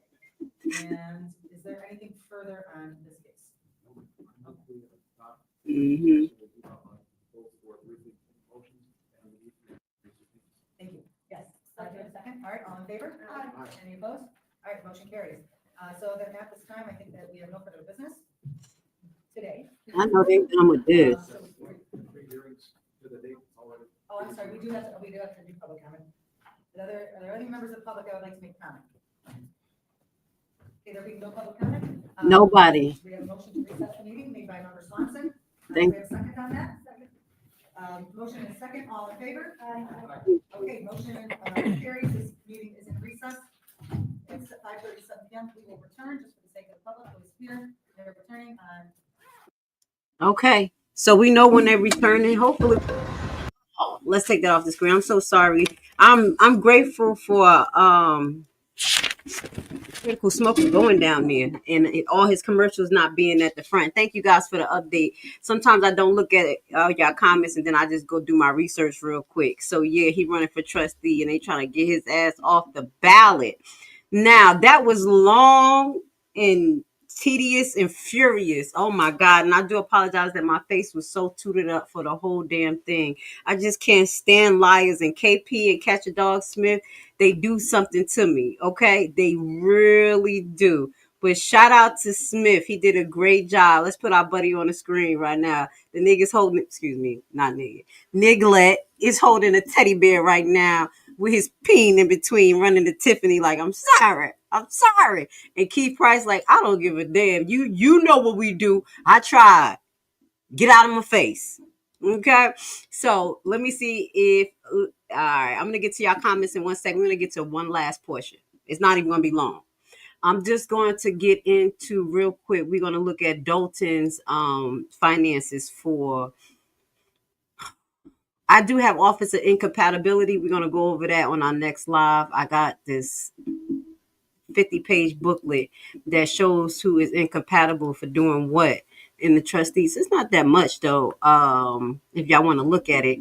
But I did want to look at something for January, February. I did January and March. I went on to let's do March. I went on to the Village of Dalton page. You know, they have all that information out. And I said, let me start looking through some of these financial sheets. And you know that the trustee clerk Key's been putting it in. I mean, not trustee clerk. Clerk Key has been putting work in.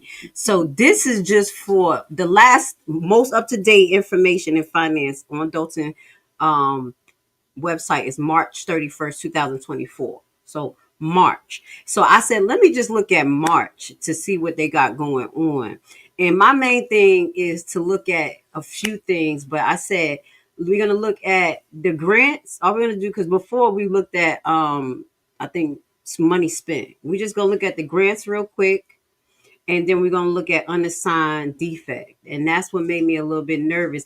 But I'm going to be honest, the total liabilities subtracted from the resources and fund balances, it didn't look like y'all in the negative. I'm just going to be honest. Looking at it from March 31st, 2024. But I'm just looking at the first few pages. And this is for the Village of Dalton balance sheet. And this is under, let me put it on the screen. Oh, it's there on the screen already. Oh, damn.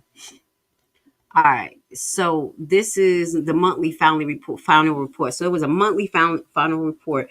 And I was just looking at page 1 to like 5, because it's the balance sheet of all governmental funds. And then the statement of detailed revenue expenditures and changes in fund balance of all government funds. So that should entail everything that's in this booklet. You see what I'm saying? But the other ones will have more detail. Now, I just want to go into that, but the thing that really alarmed me was on March in the general funds, the cash, and this is the assets. The assets, it did now when you see parentheses, that mean negative. Okay. So cash and cash right here under general funds is already at this look. Let me make sure I'm saying it right. Because this look like it's in the billions. It's 2.4 billion. That's what it's looking like. I know how to tell numbers here. Hold on. No, actually, that's thousand. I do apologize because it got a dot here. That's the difference. When you look at Thornton's paper, let me get this a little closer. They usually don't have the cents. So it is from there. That's how I look at it. So I thought this wasn't cents. I thought this was just a full number, but it is 2.4 million. So in assets, but this is a negative number right here. So this was kind of alarming, just starting to look at it.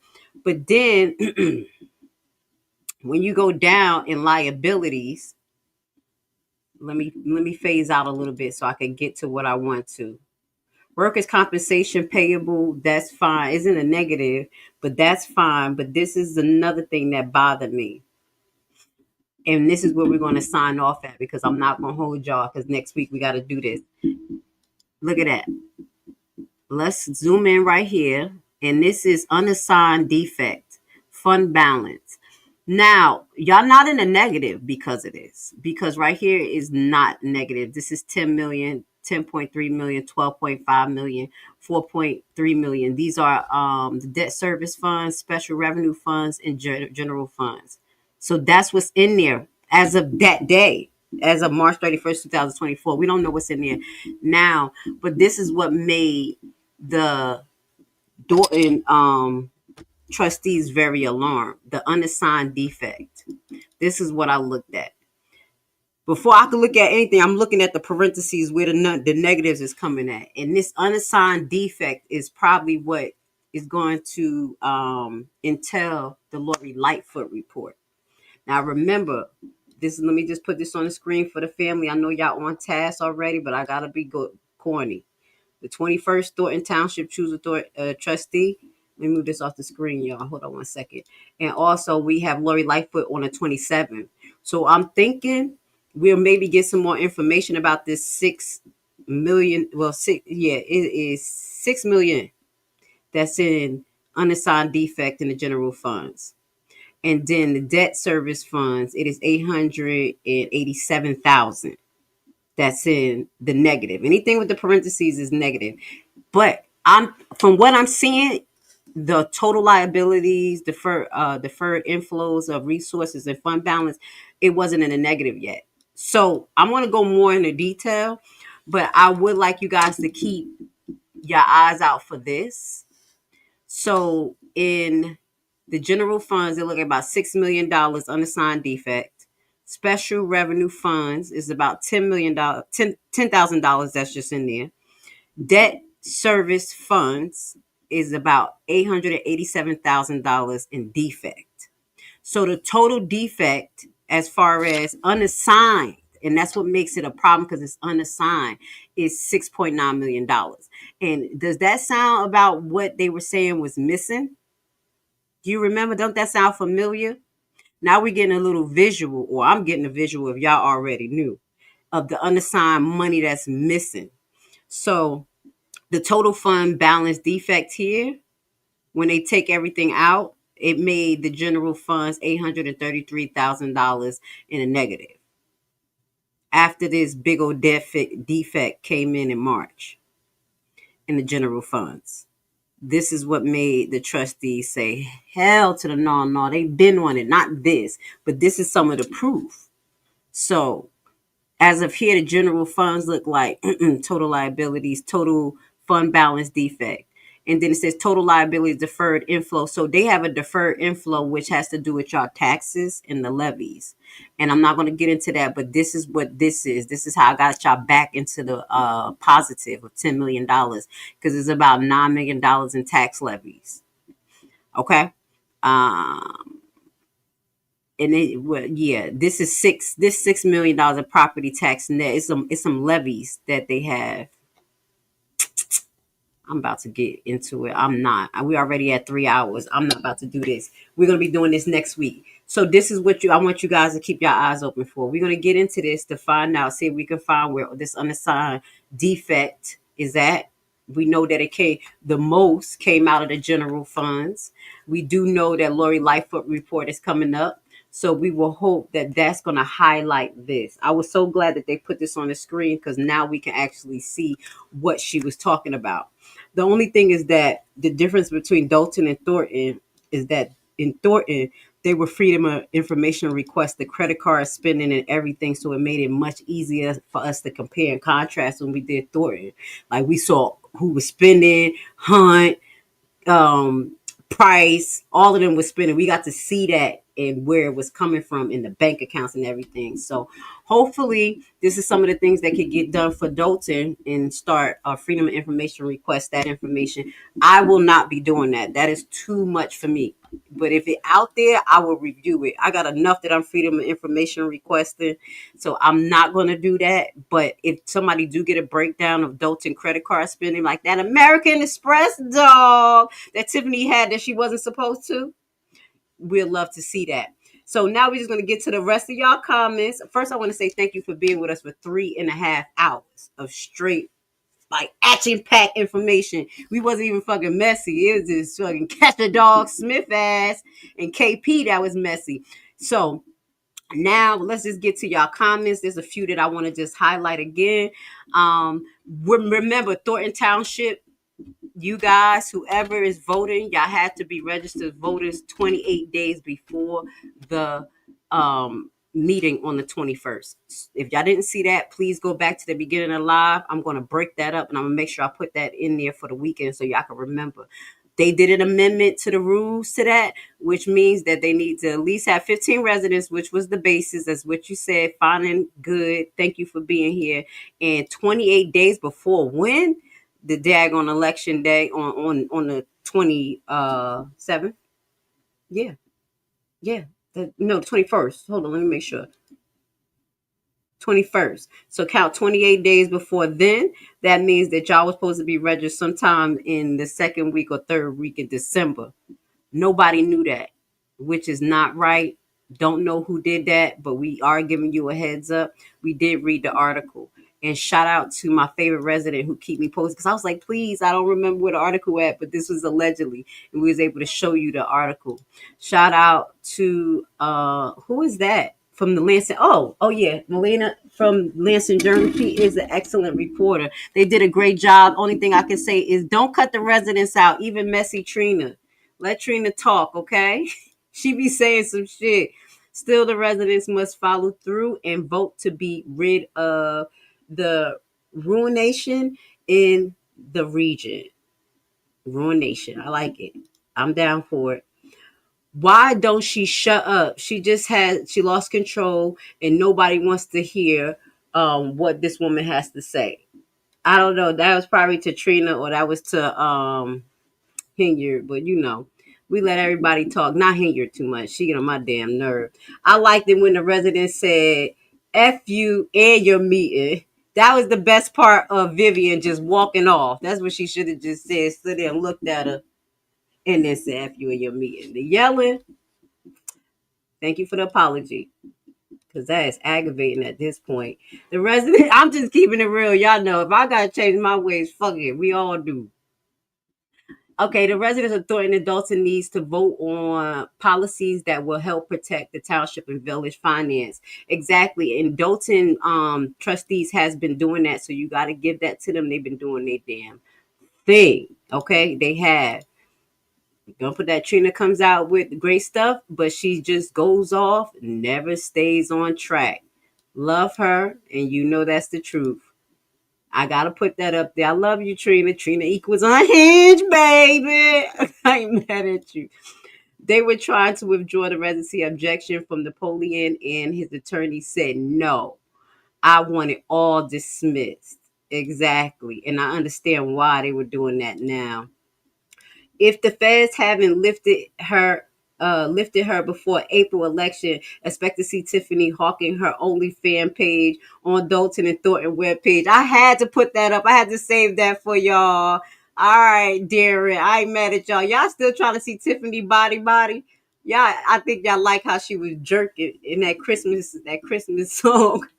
All right, the rules have been agreed to based on the time frame. There will be little time to change the rules. Exactly, the rules can't be changed, but they just like you can't just block out everything else and just disregard it. The evidence hearings better be based on the law and not their feelings, facts, and evidence to support accountable law. It will be very technical. Thank you. And that's in regards to Napoleon's address. So basically, they're trying to compel evidence from them to figure out if Napoleon lives there. Now, it was a comment about why they were challenging. It says, what exactly are they challenging? As you know, his address. And it says, if Napoleon is qualified and eligible candidate based on state law regarding the jurisdiction in his home, it's pretty cut and dry that his residency deemed him to eligible candidate. And this is what I want to say, Lucky Lady, it's not cut and dry, because when you have multiple houses and you're in litigation and things like that, they have to serve your primary address.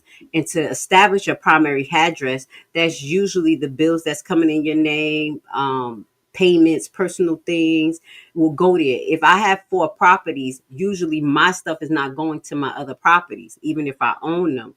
Or if I have another place where I go contract that, for instance, that's not my primary address. So if somebody wants to serve me, they have to serve me here in Georgia.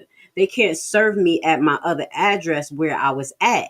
Does that make sense? Even if I did if I hurt somebody in another state and I was there living there for 6 months and that was my address, they're going to serve my primary address. So that is the reason why they're pulling it up, because they want to establish, is this his primary address? If you're going to use it, it better be that. So that's how it does get technical with addresses and service. Because if they service the other address that he has and it's not his primary, that's a fight for Napoleon. Say, I never was serviced. That's not my primary address. So that's how it works for Napoleon and interest, and that's how it works for them in their best interest. So I want a little clarification with this, Rosa. I'm confused because isn't that Tiffany attorney making decisions on her behalf? Are you talking about what attorney? Which attorney were you talking about? I was looking at that, but I know we had went further ahead. Were you talking about the one that's representing Napoleon? Is that who you talking about? Let me know. Tiffany got spanked by the judge for filing frivolous lawsuit. Baha. Now, I didn't get to listen to it today, so y'all guys can let me know what happened in the hearing. But if it was frivolous, that means that one that they was hearing today, that means that they're not going to follow up next week. That's the ones with the trustees, right? That was the ones, because today it was supposed to be a hearing today. That's Tiffany versus the Park District and the trustees. So I'm going to listen to it, but you were saying it was frivolous. So if it's frivolous, the judge should throw it out. But it looks like they got a court date for 2/13/2025. So we're going to keep our eyes on that, okay? Okay, so we did address that. KP and Dots wants to withdraw because the clerk attorney has the same objection. I agree with you, Tony. Blessings to you, nerds. I agree, because it doesn't even make no sense, especially if they know they're going to have to do the same thing, compel evidence, and then try to subpoena in that short time when they're going to try to argue the technical shit of the caucus, allegedly. And you heard Keith said, his old thick ass, excuse me, talking about, yeah, well, most of our argument for the caucus, we got enough on page 2, so we'll be fine. I was hoping it was on that page that's missing, allegedly, but they may have some more stuff on there. So it's still the argument that's on that last page, so they could actually, argue about the caucus. I mean, I want to hear it though, but nothing from KP and Catch a Dog Smith. They just drain me. You saw my ugly face the whole time, looking like a Haitian. I couldn't even fix my face. I was, damn. They get on my nerve like Tiffany. All right, so you went to that rental homes. We explained about the rental home. I wanted to address that. Is this document online? Is the objection online to be viewed? I don't think it's online, but I think that you can freedom of information request it. And if I had the time to do it, I would if it was, but I think you could freedom of information request it. KP be wearing long shirts. At least we won't see. We'll have to see his plumbers this time. He did good. All right. I'm putting up the best comments. We're getting down to the last few. I appreciate all you guys for being with us today, being here for all these hours. We're going to break this up, and we're going to be able to keep everybody up to date. It says, I wonder if this show will be more popular than All My Children. I kept that up there because it's funny. My mother, she named me after somebody after All My Children. I was I'm an 80s baby. And it was this cop. My first name is Siobhan. Siobhan means God's grace. That's why I go by Grace. And Levi is the tribe I come from, the Haitian tribe. But I go by Grace. But that cop, it was a cop named Siobhan. Anybody remember that? That's what my mama said. Cop named Siobhan. She was married to a criminal. Like she's supposed to investigate him. He was a mafia guy, and she ended up marrying him. I said, Mom, why the hell would you name me after that? Like, that's why I'm so like rebel good. What the hell going on? She was like, I liked it her. Okay, this is what I wanted to highlight as well. This was very important. Karma Films NM. FYI, running shuttles without insurance put 150,000 residents at severe financial risk. Federal grants can be canceled or denied. Canceled, I do apologize. Canceled or denied. This is legal consideration reckless and it's ground for removal. Now, I didn't think about that in consideration to the grants, but I do know she has to comply with grants regulations. Now, that's very technical to connect the grants to the buses, but I know she's using it for senior services. But even if she's out of compliant lawfully for that second, that's very technical. But I understand what you're saying. You over there, like you pulling the KP, like baby, we need to get this out of here. Whatever we could do, grants can, yes, and grants can be denied for non-compliance, and that's what I was saying. It's so important for them to make sure they had the money before Tiffany went spending. And that's what caused her to have an issue with adults and trustees. Okay. So it says the one white dude looked like Colonel Sanders. Did he bring the Kentucky Fried Chicken? I had to bring that up. Y'all finally caught on to what Chris had said. He do like Colonel Sanders. And he started laughing at the clowns. And this is who he was talking about, Eric. I know who you was talking about when you said grooming. We going to have to allegedly. I told y'all don't be too messy, but I can't hide it. Allegedly, where the hell? They said don't show his pictures again. Tag, why I gotta be like that? There we go. That's allegedly who you're talking about. This guy right here. This is officially, if I can merge these two pictures together, I'm gonna try my fucking best to merge them pictures together. I swear we're gonna have some fun with it. All right. You can notarize a napkin. Exactly. I mean, the notary is just there as a witness, and it is a court appointed witness that's supposed to have credibility. But so if she testified, it would be credible on that part, but it does not mean that those 3 pieces of paper got to the clerk. So that's why they said it's not credible, but it's true. Notaries, they can notarize anything, but it's just there for a third party testimony. It's like having a court officer right there signing your papers for you. As you can see, there's no loyalty with Tiffany crew, none whatsoever. Exactly, because we sat there and watched them disrespect our old gangster, baby gangster over there looking like, you gonna lie? Y'all motherfuckers gonna lie? That was what was on her face. She was not beat. So shout out to Wells. She handled that pretty good. Okay. And you caught that. I was really trying to, I just whispered out of my mouth. He ugly on the inside, ugly on the outside. Let's get to the ends. Oh my God, I'm so done with you. Smith look like he smacks a lot. I'm sorry. This is the only sideways comment I'm going to make. But look, he be smacking. I'm done. All right, y'all got any more comments? We getting to the end. So did Tiffany get evicted? Let's look. I don't think so. Today was it supposed to be a follow-up today? Let me pull it up. I don't think so. Hold on. What the hell? Give me 1 second.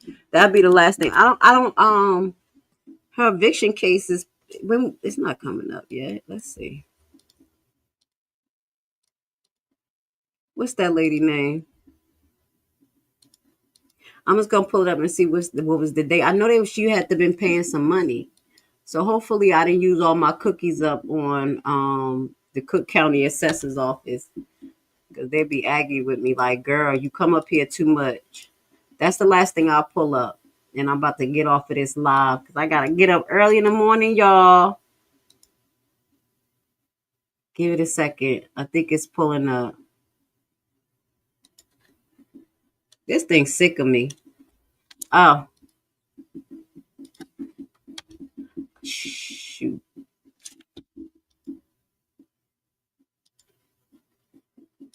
I'm moving too fast, y'all.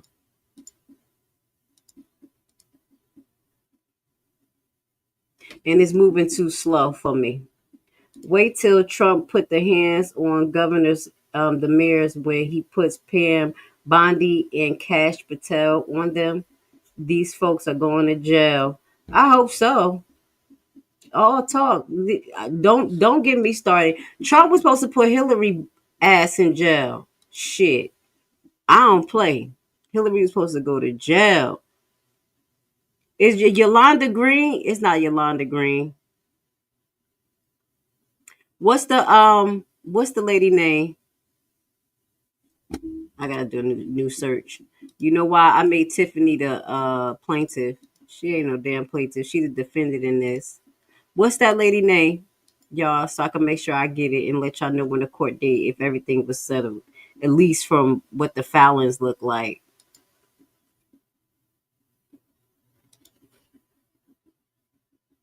Thank you. Blessings. I'm just trying to wrap it up and get y'all last bit of information, and we will be done. I want to know, did she get paid too? Because guess what? I don't have no sympathy for the landlord personally. Yeah. What's her name? I pulled up some cases. It's 2024.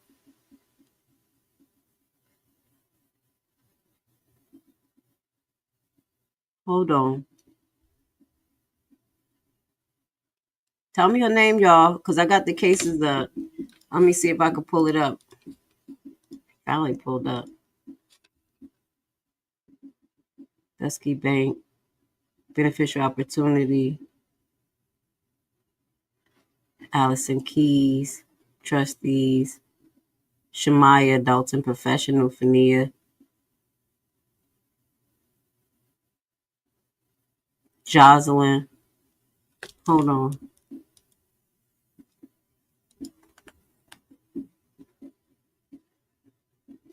Yeah, it should be under here.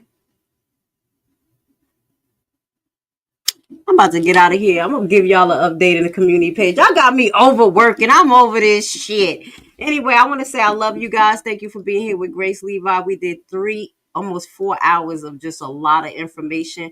Everything is going to be re-uploaded, split up, and it's going to make sense for you guys. I want to say thank you so much for being with Grace Levi, getting through just me being difficult. I know I was hard to love at first, but I do appreciate you guys getting to know me and seeing my heart. Okay, with that being said, let's put our favorite girl on the damn screen. Leader, they want to hear from the mayor. If y'all ain't learned that yet, the mayor, not the trustees that don't do nothing, that only run their mouth. Hide the money, y'all. There's poor people around. With your broke ass. Every election, So now, because they can't beat me, they got to do this smear campaign to convince public opinion that I'm bad for them. So you said 2 elections. You were first elected in 2021? No, 2013 was my first election 2013? for trustee. And that I was a trustee. I sat where they are. Right. That's why I know the law. Council. Yes. Elected mayor 2021. Yes. Term is 4 years? Yes. Okay. Plans of running for re-election? I'm running for both my seats. And I'm going to win them. So, and when is the election for Thornton Township? 2025. So those elections at the same time? They are. Bullshit. A bullshit. A bullshit. A bullshit. Drunk as yeah, スライドするお前の地元にスライドするスライドする Imagine if my small business blew up overnight and I woke up to some sales. Boost this video so people who like my products can find me. Algorithm. Where you at, bitch? Because I'm tired of posting viral content and getting 2.5 likes. We finna fight, ho.